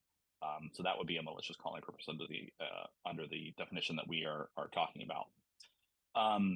In our so now that we've, I think, achieved rough consensus on the definitions that we're going to be using about, we've used our last meeting to talk about what the specific charge letter questions themselves. And so the first question is how the commission can help prevent AI from being used for malicious calling purposes. And so what we've been talking about is, okay, what are the tools that the commission has at its disposal already? Certainly based on the declaratory ruling, on the enforcement actions that they've taken, they really have been focusing on using the TCPA as the main tool in the FCC's toolbox for this. But I think one of the things we've been talking about too is like, well, how might the tools that are available to the FCC be affected by some of the tools that are being used by malicious callers in the future that may be using AI? So we've heard a lot today about voice cloning and how it's being using. But one of the questions we asked are sort of is AI being used beyond voice cloning that robocallers or robotexters may use in the future that would be illegal under TCPA or other statutes. And so some of the statutes that we've talked about have been things like the Truth in Caller ID Act, the Trace Act, the Communications Act itself. We've discussed how does the commission about commission capacity. Certainly, I think one of the things that was apparent to me from conversations that Greg had from the presentation that Greg had this morning, as well as by the conversations that we've had with other experts, has been that one of the challenges of the proliferation of free or low cost Gen AI tools when it comes to malicious calling is that the barriers to entry to actually creating malicious calls have decreased dramatically. You don't need to know necessarily how to code anymore in order to make a very convincing and very widespread robocalling campaign. And so given that fact, I think we would agree, the understanding has been that we would expect the volume of these campaigns may go up in terms as it becomes easier for these campaigns to be undertaken for malicious calling purposes. And so that raises the question of how does the commission have capacity, either staff, technical or otherwise, to adequately deal with this? And if not, does there need to be a plan in place to build such capacity? And then, the next question I think is also, I got to this a little bit in the question I was asking Raul earlier, is how is AI being used for purposes apart from simply transmission of malicious calls? In the case they brought against the robocaller in New Hampshire, the fact that AI was being used for the call was actually incidental to the actual transmission and illegality of those calls. And so one of the questions we've been looking at is how might AI be used in other ways that may be illegal under the FCC statute? Some of the things we've talked about are identifying potential victims, testing network anti-robocaller text defenses. Some of these, I think, we have the response and the conversation in our working group has been, well, we need to make sure that we're not straying into FTC territory, and that's Federal Trade Commission territory, because while it may be illegal under a law that FTC or a state AG takes on, it may not be something that's illegal specifically under the FCC's current authority. So that's certainly one challenge I think we are working on. And then I think we've also talked a little bit about, how does the complaint process play into all of this? So I think as Alejandro mentioned in his opening remarks today, robocalls and robotexts continue to be one of the top complaint categories that the FCC has. Does the use of AI, will the use of AI have an impact on how the FCC monitors the complaints that it receives? Is there a need to do information sharing with other state or federal agencies to help with how the complaint intake and monitoring and action analysis process may change due to the use of AI? So that was a lot, and that's just on one of the 6 questions. So the second issue that we've taken on is how AI is being used to help consumers avoid robocalls and robotexts. So this is kind of the flip side of the previous question, is how is it, we know how we can sense how it may be used by bad guys, but also how is it being used right now by the good guys? And I think here, what we are really interested in looking at is what are examples here. I think that Greg talked about some of the tools that are being used. We've certainly heard from folks in the carrier community that these tools are definitely being used right now. And we want to make sure that how those are being used gets called out in these recommendations. And then the third question about how the commission can encourage such uses is certainly something that I think we are very currently undertaking as part of our conversations. There's been discussion about how do we, if as AI starts to be used for, or generative AI or more advanced forms of AI are being used to protect consumers from robocalls and robotexts. One concern that's been raised is how do we deal with hallucinations or other distortions that AI may create? And so is there a need to make sure that how AI is being used is being done in a transparent way?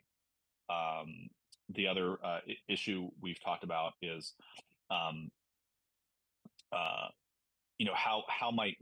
is there a need to perhaps even talk about a safe harbor? For example, if carriers are reluctant to try out a new AI-based method of protecting consumers from robocalls or robotexts, do we need to look at that issue? And so I think that's probably as far as we've been able to really get into so far in the working group. It's just those first 3 questions. And like I said, we will be delving into in future working group meetings into the next 3 questions about how AI is being used to enable people with disabilities to make calls, and how the commission can encourage those uses. So it will be part of the agenda for our upcoming calls. In terms of format of our recommendations, I think we started talking a little bit about that The general way we are looking at these coming out in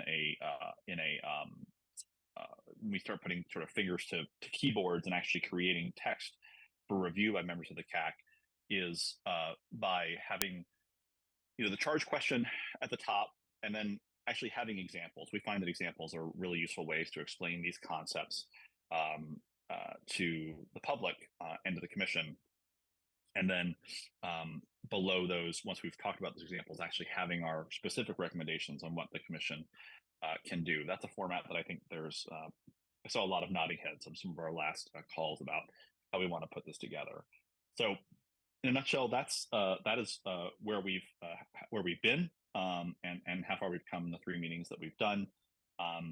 In the weeks to come, we'll be having additional meetings of the working group to delve further into the remaining questions on the charge letter, collect all that feedback, and then we've had Angela DeMahie from AT&T and Rick Elrod from TOA have both kindly agreed, raised their hand when I volunteered them to help with drafting. And so working with the 2 of them and with the full CAC, we'll be starting to look over actual text and negotiating over that. So that's where we are right now. I'm happy to take any questions that folks have about any of that. And I will start off with calling on Debbie Berlin, who has her hand raised.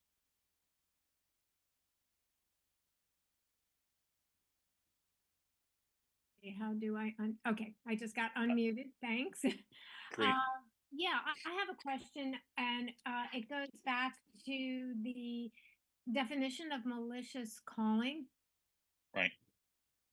And I'm just wondering if that definition was one that your working group developed on your own, or was that based on some information that you were adopting from somewhere else?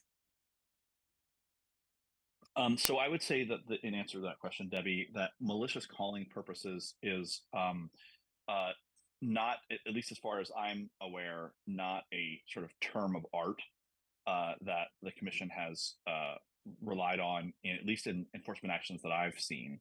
They may have done it in orders that I have not seen.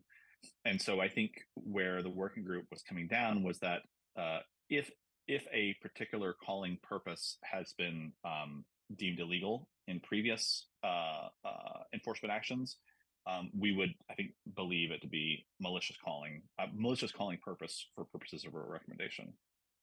Yeah, because you mentioned it was something intended to take something of value was the definition, and so I was just thinking about examples of where you might not be taking something of value, but rather might be misleading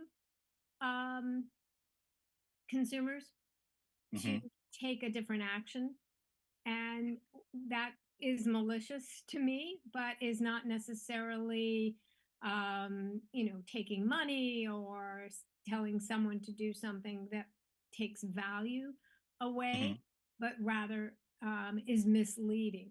So I'm not sure if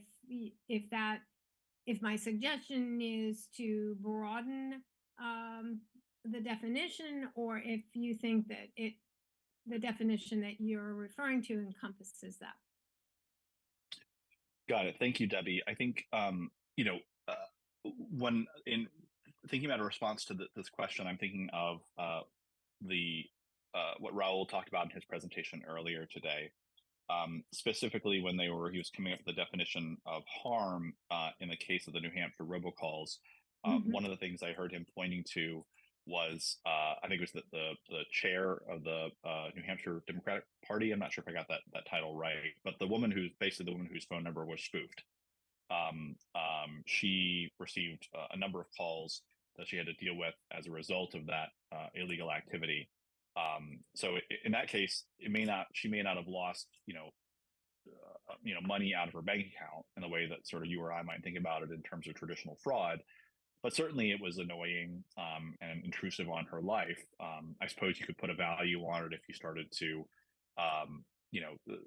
say how many minutes or hours she had to spend answering those calls, and then attach a dollar value to that as being something of value. But I think in general, losing time and the annoyance is also something that I would consider something of value for if it was me personally, and thus it would fall under, I think, what I would want to see as a definition of a malicious calling purpose. Does that get at your question or your comment? Yes, but you're going to that example of the robocalls and the telling people not to bother to vote, for example, is we could maybe extend that to say not voting is a value or but I'm thinking that telling people to not do something is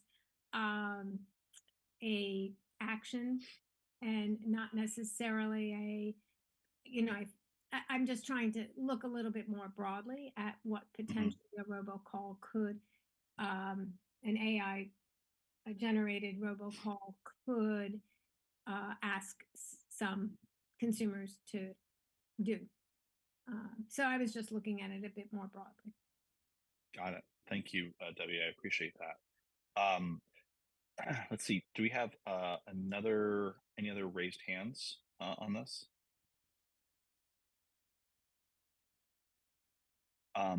If not, I may call on, let's see, on my colleague. Sorry to put you on the spot, but is Margot Saunders on? I don't see her on the list right now. But one of the things I think that has come out that Margot has mentioned on many of our calls, and I think it's important to raise here, is that I think something we touched on with Raul's presentation about sort of the how to put this, the incidental nature of AI in the context of illegal and unwanted robocalls and robotexts. So I think this is an issue that we've talked through, and I think that I did detect some consensus among the working group, which is that under the FCC's notice that AI, the use of AI is illegal in a TCPA context. That the actual sort of content is not as important, at least as the context of the transmission of the call itself that may violate the law. And sorry, I'm seeing in the chat from that Margot is unavailable for the second half of the meeting today. But Olivia, I know that you and Margot work closely together on this. If I'm misstating here, I apologize, but maybe I could ask you to weigh in on this point specifically if you think it's appropriate. Oh, hi, John. Thanks. I think you're capturing Margot's concern. Yeah, great. Thank you. Okay. Are there other questions or input or things I missed from folks of the second working group that we didn't cover here that you think are important to raise? I would certainly encourage you to raise those if I hadn't already done so. I know one of the things that has been raised, and it's one that we're sort of making sure that we're trying to stay on task and on time. As I sort of talked about at the beginning of the call, there is a fairly limited amount of time between now and September. While it may seem like, oh, we've got an entire summer to go, we all know, particularly with vacations, things like that people take during the summer, how quickly that time can run out. So I know that there is certainly a desire among many folks in our working group to actually get fingers to keyboards and text that we can start negotiating over, because we have spent a lot of time, as I think my colleague Mitzi has put it, talking about what we're going to talk about. And so I think definitely there's a desire to sort of move forward on that. In particular, I also want to call out the contribution of Josh Bersu from US Telecom. Josh has been a great resource in sort of providing his perspective as somebody who is very involved in the traceback group I see actually Josh has his hand right now. So Josh, feel free to weigh in here as well with your perspective.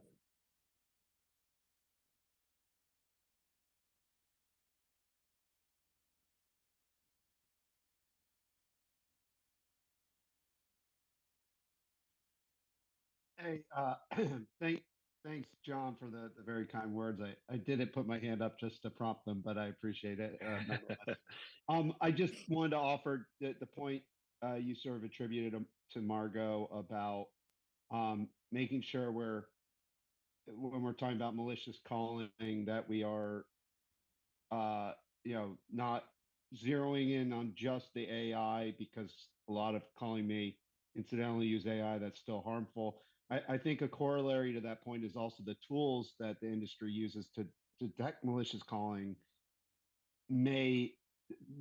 doesn't necessarily target on AI focused calling, right? It may still stop AI based calling, but it may be broader than that. So I just wanted to throw out that point too, which is a corollary, I think, to the point from Margot. But thank you very much for the kind words. Of course, of course. One of the things, we have. Sorry, I don't know if it looks like it was just unmuted there. So let me start that over again. In addition to the issues we've raised, I think we're also have had some conversation about whether there are issues. While we've been trying to stay as closely as possible to the narrow scope of the charge letter itself, there has been some conversation too about, are there issues not considered in the charge questions themselves that we should raise in our recommendations. And so the one in particular that I wanted to call out today has to do with privacy concerns. And so while the FCC's reach into privacy is subject to some debate, I think it's fair to say we have the privacy risk of technologies that may be used for malicious calling purposes, as well as ones that are actually designed to help consumers to avoid unwanted robocalls and robotexts, is an issue that I think we may delve into, but it's certainly one that has been raised in addition to the ones that I've talked about so far. And so, like I said, going forward, we will be focusing on the final two charge questions, and specifically, I think the one on disability and how AI is being used by people with disabilities is one I'm keenly interested in exploring with my fellow working group members. We know, for example, that AI technology is now being used in ways that help people with disabilities make calls. That technology is rapidly developing and rapidly improving. For example, I spoke with a colleague just the other day who mentioned how the new version of Apple's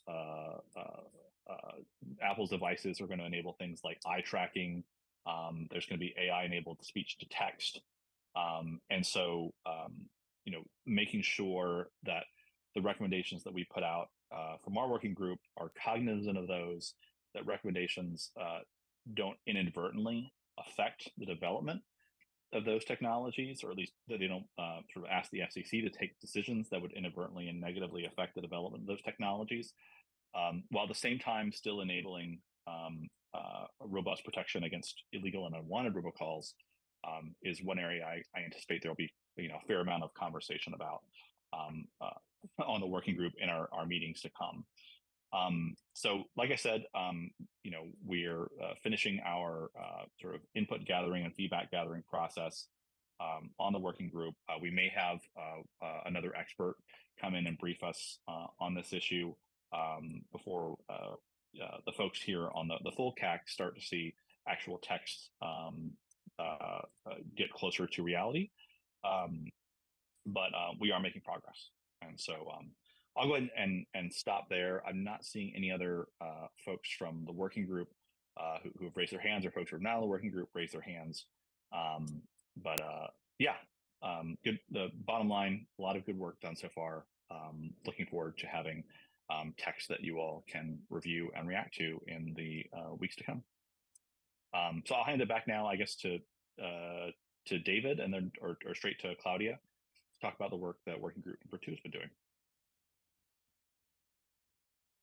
Thank you for that, John. I'll go ahead and kind of just take that mic. Thank you for that update. That was super helpful. And I think, it's really important, I think, to have these sort of updates, because I think particularly for Working Group 2, which is dedicated to the outreach and public education and awareness kind of component of the charge letter, it's important that, each of our recommendations are informed by one another's.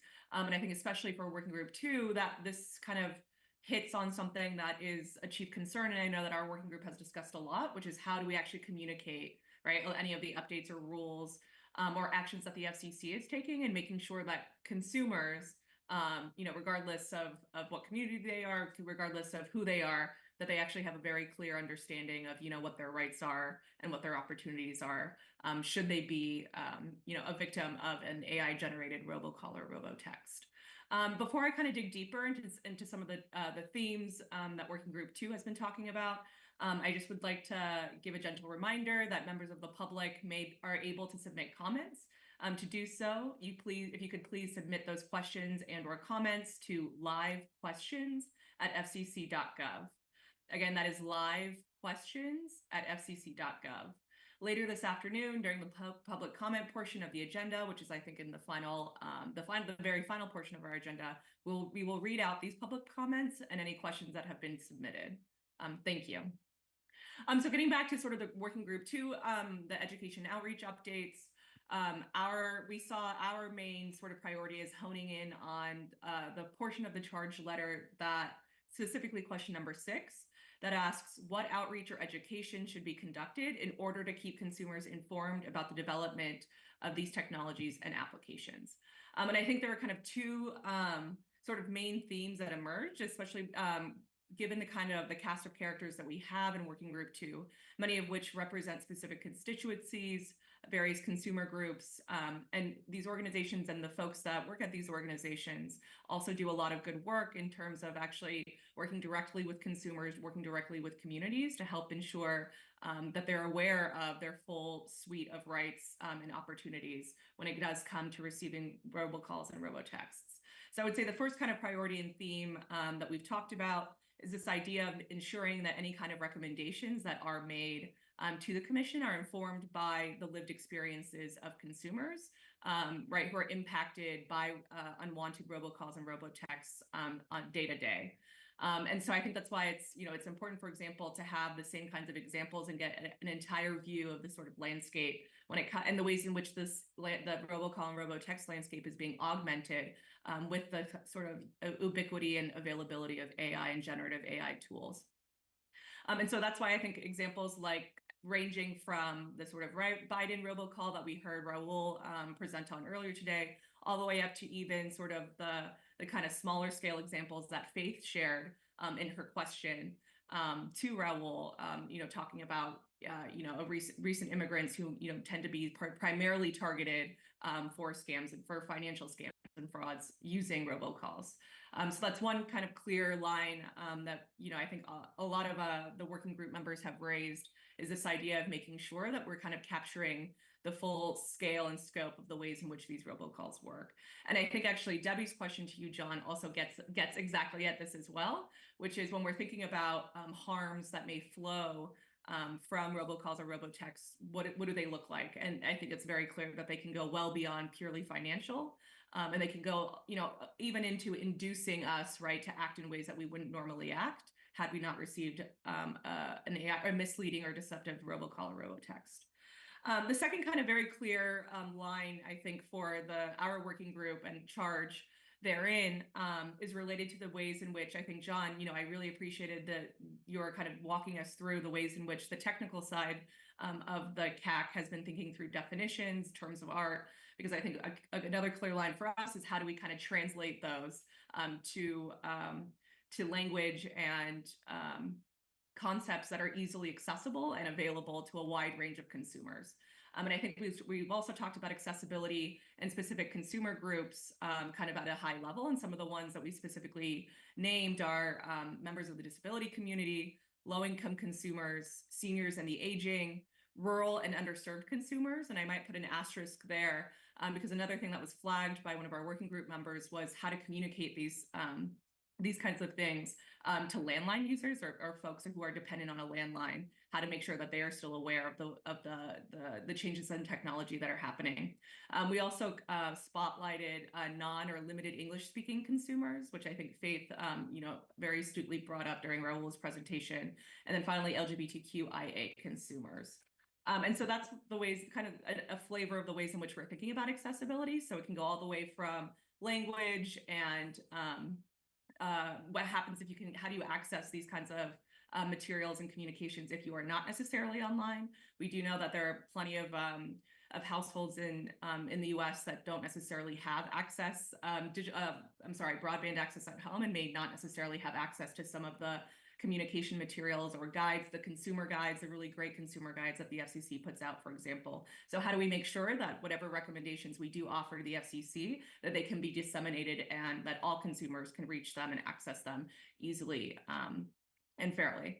I think the other thing that's kind of emerged, and I think that really was solidified, at least for me today, and I hope this is the case for other members of the CAC, are the stages in which, or what kinds of communications need to go out to consumers when it comes to which stage in the, let's say, life cycle of receiving an AI-generated robocall or robotext. And so 3 of them kind of, I think, emerge very clearly. And I think that's another, it also dovetails with some of the discussions that our working group has had. And that's that one, how do we communicate to consumers how to protect themselves and remain vigilant to kind of prevent, them a consumer picking up an AI-generated robocall or or answering a robotext. So I think that was something that Greg spoke to with his description with safe word. What are the best practices that need to be communicated to consumers to help enable and empower them to protect themselves? I think the second stage in that life cycle is what to do and what are the best practices when you're in an actual situation of receiving a call. If let's say you're in the live process or a situation of receiving a call that you don't recognize, it could be AI, it could not, but let's say you go ahead and answer it. What to do if the other side, the caller on the other end, you have suspicions of it maybe being, not a real person in it, the fact that the voice may be AI generated. What are the things that you can do in that moment to protect yourself and make sure that no kind of further harm or negative impact flows from that call?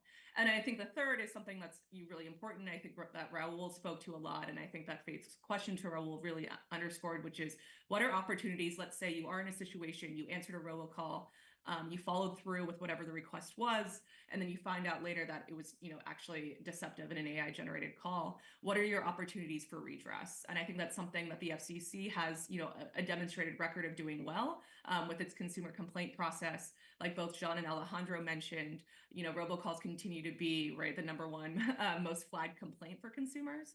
So what can the FCC, or how can we help the FCC make sure that its consumer complaint process truly is accessible for all consumers, and that it's the processes that come after filing a complaint are ones that provide support and clarity and some form of redress for consumers. I think another couple high-level themes that have emerged from some of our discussions, I'll kind of run through a couple main contextual questions that we've surfaced. I think one, and today was a good example of that, are what are examples of good uses of AI to prevent robocalls, robotexts. So I think Greg's points about the distinction between discriminative AI and Gen AI was really helpful there.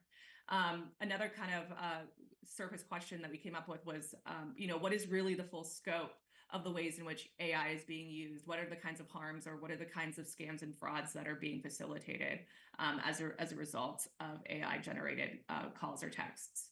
Another major question that I think was really helpful today with both Raul and Greg's presentations was, what is really the full scope of jurisdiction and regulatory authority that the FCC and the Commission has to address the use of AI related to robocalls, robotexts?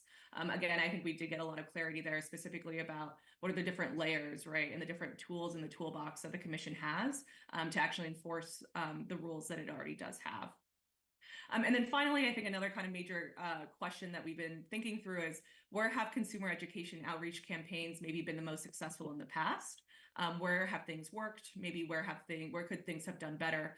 And essentially, what are sort of the best practices when it does come to communicating and engaging consumers and educating them about how to protect themselves, that kind of know your rights education, and so on and so forth. And so another kind of spotlight for me, or a good takeaway from Raul's presentation, was his mention of the coordinated public service announcements that the commission did with the Department of Education, with large radio networks and Spanish-speaking radio networks, to kind of alert consumers about the potential of receiving AI-generated calls that are, are asking people to pay back loans when that was actually not the case at all. I think another kind of, I'll get into kind of two other kind of main buckets of issues that we've talked through. And one is kind of thinking through what are really the consumer concerns that the commission should address through its policymaking and consumer education activities. So some of the things that we've talked about include addressing the sense of hopelessness or discouragement. I think one of our presenters earlier mentioned, I think it was Raul that mentioned scam or fraud fatigue that we all feel because, we are in an age where we tend to be bombarded with robocalls or robotexts. So it's how do we address that sense of that fatigue that consumers had especially when certain communities or certain groups of consumers tend to be primarily targeted for these kinds of scams or fraud. Like I mentioned earlier, we've also talked about how we can tailor certain communications and education efforts for folks that may not necessarily be online. So whether they're landline users or whether they don't have internet at home, what are ways in which we can kind of protect these consumers and help empower them to kind of protect themselves, and get a little bit smarter about what are some of the harms and threats and dangers that are lurking and what bad actors are up to. Another is accessibility concerns. I think I already went through that. And finally, the kind of last bucket is what are the mechanisms for outreach and education that are already available? So like I mentioned, the FCC has a clear demonstrated record of conducting some of these campaigns. Ones that had come to mind included some of the outreach and education that was done around the Affordable Connectivity Program and our ECP. And so thinking through what are sort of the mechanisms that exist there. So whether it's continuing to push out and expand the already really great suite of consumer guides online that the commission has, whether it's conducting kind of field office town halls or community level engagements, partnering with community-based organizations or other sort of community anchor institutions to help make sure that we're actually reaching the consumers who tend to be the most vulnerable and who may not necessarily have the strongest ties or connection to law enforcement or government agencies. So otherwise they would not necessarily know what their rights are or what their opportunities for redress are. We were also talking about promoting the do not call and consent, the do not call list, that tool to kind of help protect consumers, help them protect themselves, and also the consent revocation requests. And also, like I mentioned earlier, is promoting and expanding the FCC's Consumer Inquiries and Complaints Center and making sure that folks know that there is help available for when they have been a victim of scam or fraud as a result of an AI-generated robocall. I'll go ahead and stop there. I might have run through that a little quickly, but I'm happy to kind of open it up to more questions, thoughts, comments, or anything else for the good of the order.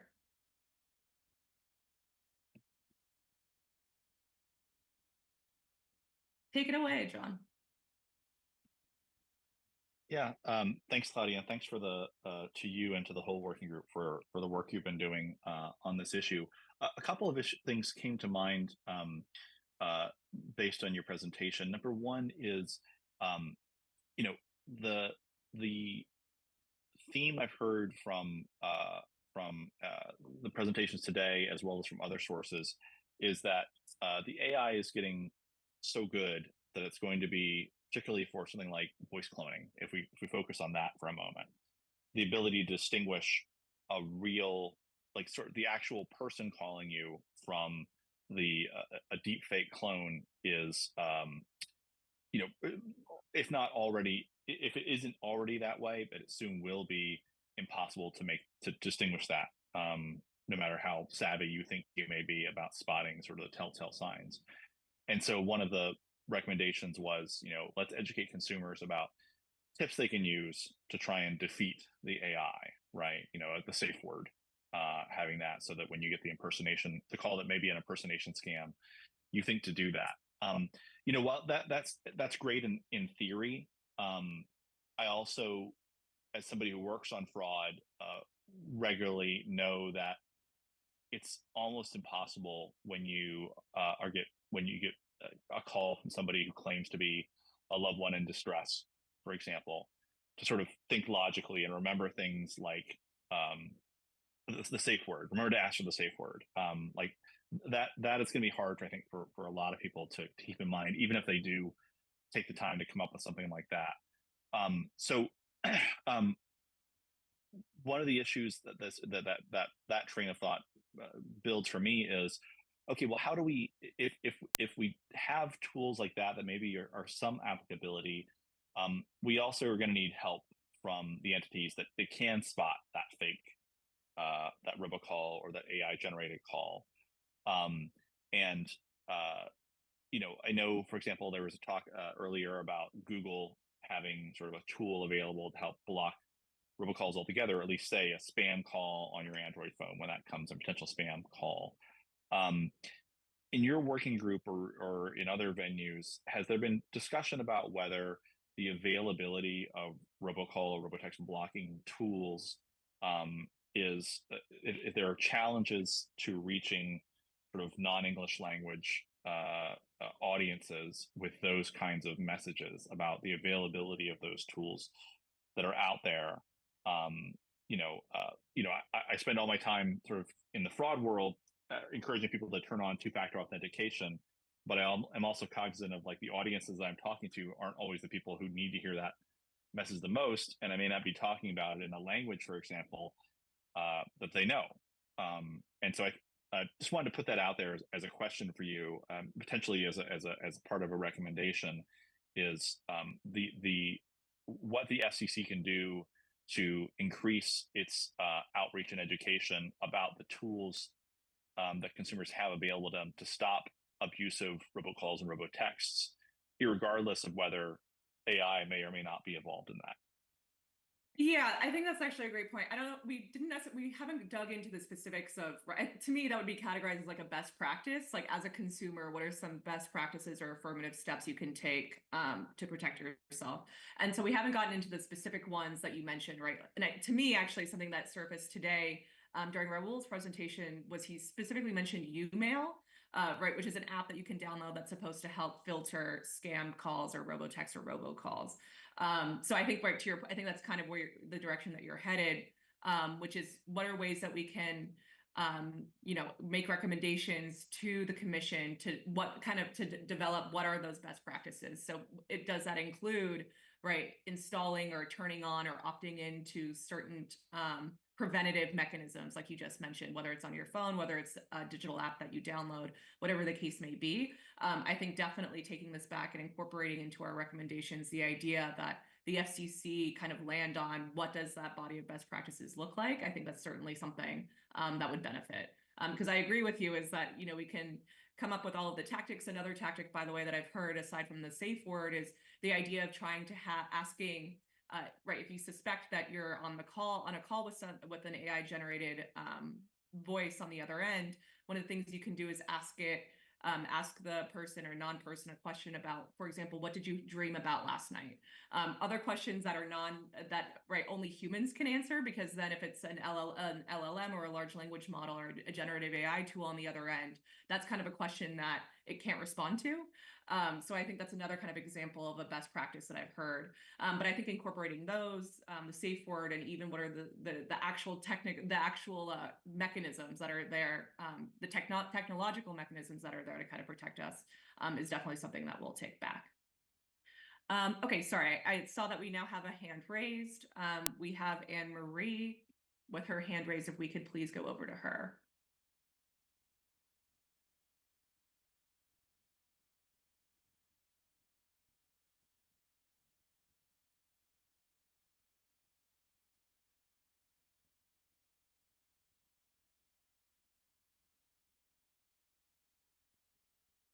Hello, everyone. Thank you so much for gaining me access. First and foremost, I want to applaud both working groups for your contributions in establishing the foundation. One of the things I want to add as we navigate through the CAC is to be extremely mindful, in addition to underserved, economically challenged, that we also give equal focus to people with disabilities. That is so monumental in this process because we do have a large population of people that we support. The U.S. Access Board just released an MOU, if you have not seen it, called the Memo of Understanding, that was signed by AAPD, American Association People with Disabilities, as well as the Center of Technology and Democracy, in partnership with the U.S. Access Board, to give considerable attention to the impact of AI. That is also in addition to AI being used as a tool for spoken language as well as American Sign Language. So robocalls impact people with disabilities, whether they speak a different language or use American Sign Language. So I just want to make sure that, because I don't see that term disabilities being used in a lot of our discussion, I just want to make sure that we add that to the radar and take that into consideration as we navigate through this process to establish great, well-received outreach campaigns to support our communities. Thank you.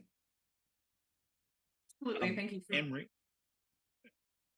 Sorry, Emery, this is John. Could I follow up on that question? One of the things that I think I've been very mindful of is a concern I've heard in a couple of conversations about these the charges that, and I think the FCC's charge letter actually alludes to this a little bit in how it says, how can the commission encourage the use of AI to help people with disabilities make calls, and then the next question, how AI can be used consistent with the TCPA. So I'm curious. I've heard anecdotes that disability access technology, either disability access technology that is either relies on AI or doesn't rely on AI, is actually being used by non-disabled scammers for malicious calling purposes. And so I'm curious, from your perspective, if you are hearing the same thing, and if there have been incidences where efforts to control robocalls or robotexts have had the unintended consequence of making those tools either unable to be used by people with disabilities or had some other negative impact on people with disabilities. Or if you don't sort of have a story like that to share, if maybe you might be able to suggest people we might want to talk to about that, because I think that's certainly one area that I know I'm behind the times on and could use some input from subject matter experts. John, that's an excellent question. Well, there have been incidences. I wouldn't be able to provide a source other than what we learn throughout our communities and conversations and conferences. First and foremost, let's take the example of deaf individuals who rely on video relay services. Sign language interpreters get robocalls, that come through. So if I'm watching a video because I'm not available to take the call and I receive a call that's a video mail, that call could be someone who is using robo and might be identifying themselves as my sister. I was interested in the earlier discussion with the first presenter about safeguards and thinking to myself how we can deploy these safeguards for our community of individuals with disabilities. In addition, the other forthcoming concern is regarding using automated interpreting to be done by artificial intelligence. And that's, again, not just only for people with disabilities, but also spoken languages. So the scale of that potential is, I believe, incomprehensible because we don't have a lot of recorded incidences to help us understand the impact. We just know from experience through conversations and through discussions through consumer organizations, and our goal to implement measures. For example, we have an existing advisory group known as #Safe AI, and that's a collaborative effort between spoken language and sign language in all different languages and the impact that that will have as companies are already, it's here, using AI to replace sign language interpreters. So that is happening. It's happening today, whether it's through avatars or whether it's through productions of releasing responses to RFIs, because people are looking for what they consider a scalable solution, but what they really mean is something that's less expensive.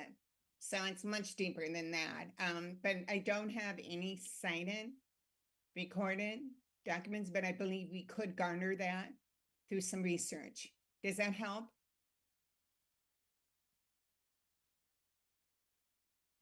It absolutely does. I think, you know, you said it's the hashtag Safe AI working group. I wanted to make sure I selected that. The task force globally is known as hashtag Safe AI. Okay. And then the group that handles automated interpreting by AI studies is hashtag Deaf Safe AI. We've been giving presentations on this. In fact, I'm going to encourage this group to invite them to the discussion to give a presentation. I'm part of that panel, so I don't know if that's a conflict of interest, but we have been speaking with key stakeholders and just finished our presentation last week with the U.S. Access Board on our findings. So that would be a good group to bring to the discussions, and includes engineers who work with AI, who are familiar with the attempts, as well as registry interpreters of the deaf, as well as a spokesperson that represents spoken languages. So I think there's value to considering them as a guest for one of our meetings in the future, just to get a broader understanding of the impact that AI is having on language alone. Yeah, and Maria, speaking for myself, I think that would be that sounds like a great idea for it definitely one or both of the working groups to hear from, because that's certainly an area that I'm not as up to speed as I should be on it, and certainly one of our charges is to talk about how AI is being used to enable people with disabilities to make calls. So I would definitely benefit from that. So I will follow up with you after today's call to see if we can find the right person and find a time that works. Sounds great. Thank you. Great. Thank you. Awesome. I definitely, I co-sign everything that John kind of said in response. And thank you so much, Anne Marie, for flagging that, because I think the Safe AI group sounds like exactly the kind of folks that we need to hear from. Okay, at this point, I think we have another hand raised. So if we can go ahead and give the mic over to Faith. Hi, thank you, Claudia. I just want to add broadband literacy, because, you know, hearing all the tools that are available for figuring out what's the fake calls and the real calls. But if you don't know how to use internet, how are we going to help these people? And I believe that's what we're seeing in our community, that there's got to be a lot of broadband literacy. And I don't see a lot of that. You know, elderly especially, they're just barely learning how to text, just barely learning how to use iPhone. And to help this AI, you know, from the chat GPT. I mean, I myself, I'm not a technologically savvy, so I need also broadband literacy. So I'm just wondering, where is that broadband literacy really come in this AI? Yeah, I think that's a really great point. And I think that's right. It's a lot of the time the folks that you mentioned, right, that are caught in the digital divide, or maybe that are newer to kind of developing digital skills, they tend to, that makes them uniquely vulnerable, I think, right, to a lot of these issues. And so I think, you know, you're absolutely right to point out that there should be a component built in to kind of any outreach or education campaign that actually kind of spells out, right, the ways in which you can actually take affirmative steps to navigate digital tools or online tools to help protect yourself both online and off. So I think making that connection, that nexus to the ways in which we do consumer education and outreach is dependent on how we also educate them around broadband and digital literacy is absolutely crucial, and I think core to the set of recommendations that we're going to be working on. So thank you. We have another hand now. It looks like I have, if we can give the mic on over to Mickey Slimp, that would be great.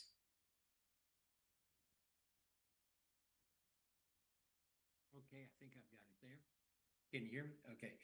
Just commenting on that last statement, I think if we could look at how we could do kind of single concept messages, like if you went to ARP or different groups that we targeted, and it's just one concept at a time. So like, how do you ID a fake call, period? And something of that nature, rather than trying to do a full kind of course scenario that we often try to do, something like that, have people sign up for something, really just a single message at a time. And we could put out a series of these, or FCC could put out a series of these, or whoever they use to put out the messaging. But just simple statements one at a time. You know, this is, how do you know this is fake? You know, that kind of thing, or something of that nature. Does that make sense? It absolutely does. And Mickey, I think you're hitting on, right, that is sort of the best practices when it comes to consumer education, I think. And I know that we have a lot of the CAC members, the organizations that they represent, do a lot of this sort of consumer public education. And I think that kind of taking it at one step at a time is absolutely a great suggestion and a good reminder on how to actually deliver a lot of this communication messaging effectively, and so that it actually sticks, right? And that consumers can actually implement and take action with it. Very good. Yeah, that was my only comment. Great, thank you. John, I see your hand. I also have Tina's hand raised. So we'll go to John, and then we'll go over to Tina. Great, thanks, Claudia, and building on Faith and Mickey's comments. You know, one of the things that I think I've taken from the conversations that we've had over the past 2 full CAC meetings, as well as the working group meetings, is that the AI, the advent of AI, when we're talking about robocalls and robotexts, is likely to, it's lowering the barriers to entry for people who want to engage in malicious calling purposes. And so one of the things I think it's going to be important to communicate to people is that in the past, when you thought you could just, you know, you were too smart to spot, you could spot this robocall, right? You know, when you got the car warranty call that it was a scam, that it's going to be harder to tell the scams from the legitimate calls, because the AI is making it so much easier to do the calls, number one, but also to make those calls more convincing when you do receive them. And then I sort of, you know, taking that concept and adding it to what I think Faith was getting at about broadband literacy, you know, I think it's going to be, one of the recommendations your working group may want to consider is, you know, how the impact of things like the end of ACP are going to have on the ability of the populations the FCC wants to reach with this message about sort of, hey, robocalls are going to, you know, they're going to be, you know, they're going to continue to get robocalls. They're going to be harder to spot that they're fake. You know, what that is going to mean in terms of what needs to be done for better outreach, right? Does more priority and resources need to be put into getting the information to people in an offline way through community meetings or community-based organizations than may have been done in the past when, you know, more people had access to what were online, right? Or in particular for reaching sort of the communities who just, you know, using a laptop or a desktop to get online to go to surf the web is a challenge because of technological literacy reasons. You know, they still know how to use a phone, and they're going to, you know, be getting these calls too. So just wanted to sort of, you know, plus one what I think Faith and Mickey were getting at, and maybe offers some suggestions for directions that you may want to take for recommendations that your working group does. Yeah, I think that's a great point. Is right. What is factoring in the end of ACP? And I think it was something like 23 million households were enrolled by the time it had wound down. So I think there are major implications there. And I think you're totally right that the FCC is going to have, it's going to have to augment the way it actually delivers its communication and outreach strategies and activities. So I think that's very well taken, and definitely something that we'll incorporate. I am now going to pass it on over to Tina. Great, thank you.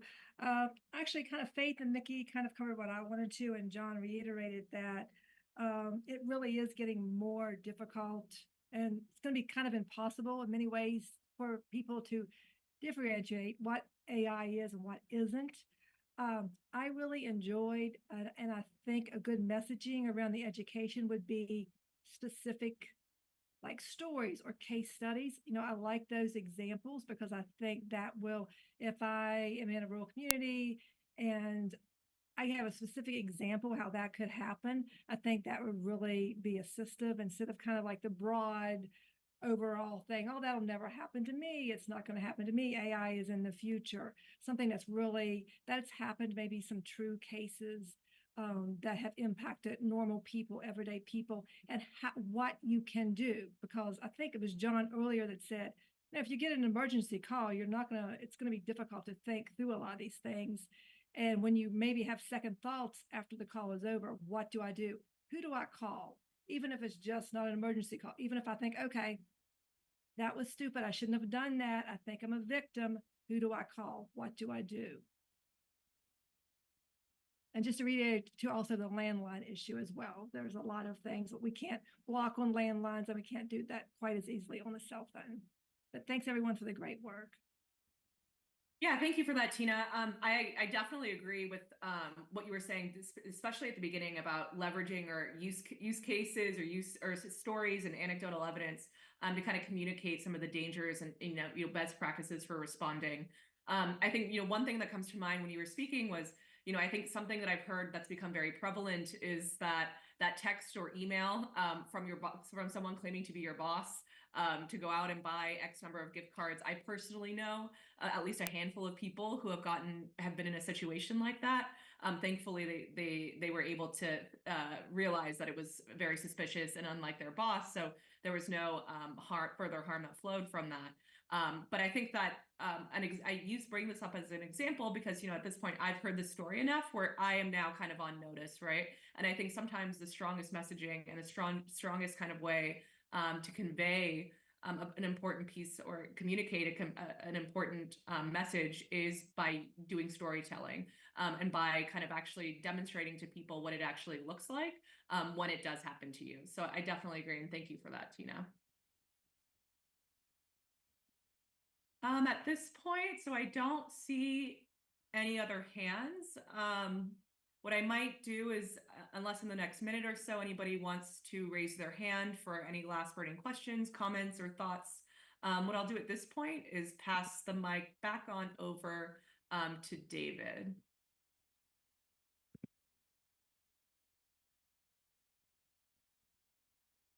Thank you, Claudia. Appreciate that working group session and report.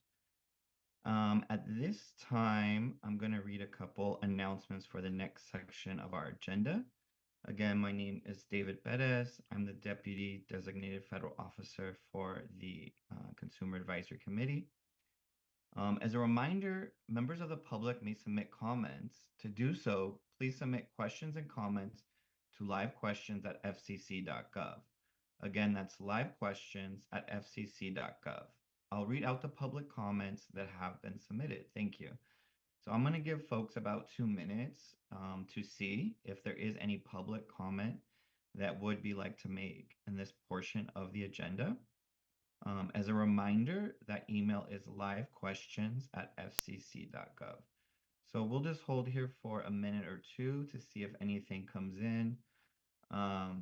As of 2:25, we did not have any public comment that has been submitted yet, but we'll just hold here for a minute or two to see if any more come into the inbox. Thank you, everyone, for your patience.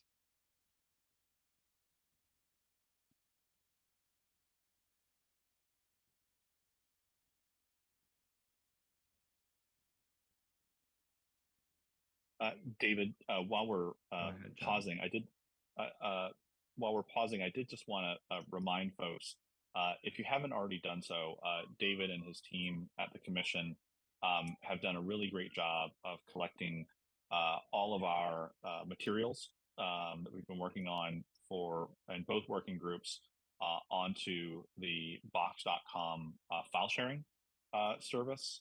So minutes for our meetings, as well as news releases, the charge letter, a list of the members, sort of the outline that I talked about for the CAC1 working group, are all in there. So if you haven't already checked in on that, need to get set up, let us know so we can help you out with that. But it is a really great repository for CAC members of all the material that we are working on. So definitely don't be shy about if you or your organization have reports or links or other material that you think would be relevant to the conversations that we're having in our working groups, and ultimately to the final recommendations. Please do make sure and add that. This is a file that the service that the commission provided to us for this usage, and so I really appreciate that. David, just wanted to say thanks to you and your colleagues for making that available. It's really, really useful and a great way for us to collaborate. You're welcome, John. And we'll also follow up after this for the CAC members. We got up and running the listserv, so we'll be sending next week over some more logistics information. And for a reminder for the general public, you can go to fcc.gov, and under the events page, we do have the agenda for this. And after the meeting, we will be posting other public documents and presentations related to this as they become available. So we do not have any public comments that were submitted at this time. So John and Claudia, unless you have any closing statements, we're getting to the end of our agenda here. Thanks, David. We've been victims of our own efficiency today, so we're running about a half an hour ahead of time, which is great. Always like to be able to give people time back in their day so they can do the work that they need to do. The one thing I would just ask folks, if you haven't already done so, go ahead and to put a hold on your calendars for the final CAC meeting. David, am I correct? That date is that the 24th of September? Sorry, yes. Yeah. So September 24th. It will be. We are, I think, hoping to have it in person at the commission in Washington. So if you need to talk to your bosses about getting authorization for travel to DC for that meeting, I would encourage you to do so. We will be, the plan at that meeting is to vote on our final recommendations. So between now and then, we will be circulating draft recommendations to working group members to weigh in on. We'll be putting all that together, and so keep an eye on your emails for those recommendations. Once we have consensus on the recommendations among the two working groups, and ultimately as a collective body, the goal will be to share that in a preview format with the commission for their review and feedback. And then ultimately the hope is that at that meeting on the 24th, we will vote, hopefully unanimously. But that's not always possible, but my hope is that it will be, and that's the way it has been in previous CACs, to go ahead and approve those recommendations for the full CAC. But again, just wanted to say thank you to, first of all, my co-chair, Claudia, for all she's doing both to help keep us on track as leader of the second working group, to David and Keyla, and to Diana and Cara, who have been indispensable in helping us get to this point in the CAC process. Alejandro, you are super lucky to have such a great team on your team. So just want to say thank you, and then I'll hand it over to Claudia if she has any closing remarks. John, you always make this part so easy for me. I just echo each and every sentiment of thanks that you gave.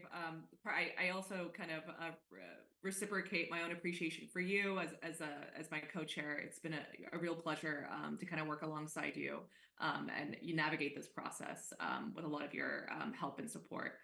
So again, I just would want to thank all of you also. Agreed. It's really great to have had such great DFOs. We're greatly going to miss Cara and Diana, but really excited to be working with both David and Keyla, who have already been instrumental, like John mentioned, have already contributed so much to helping this work get done. So greatest thanks to all of you, and sincerest thanks to all the CAC members. Not only for the work that you all have done and the time and the energy that you've shared with us to get to where we are now, but especially as we kind of move forward and look towards September and a hard copy of the recommendations that we're going to put to paper. So thank you all so much. And I think I'll give it to David to close out. Yeah. Thank you both. And with that, we'll adjourn the meeting. Thank you. Thank you.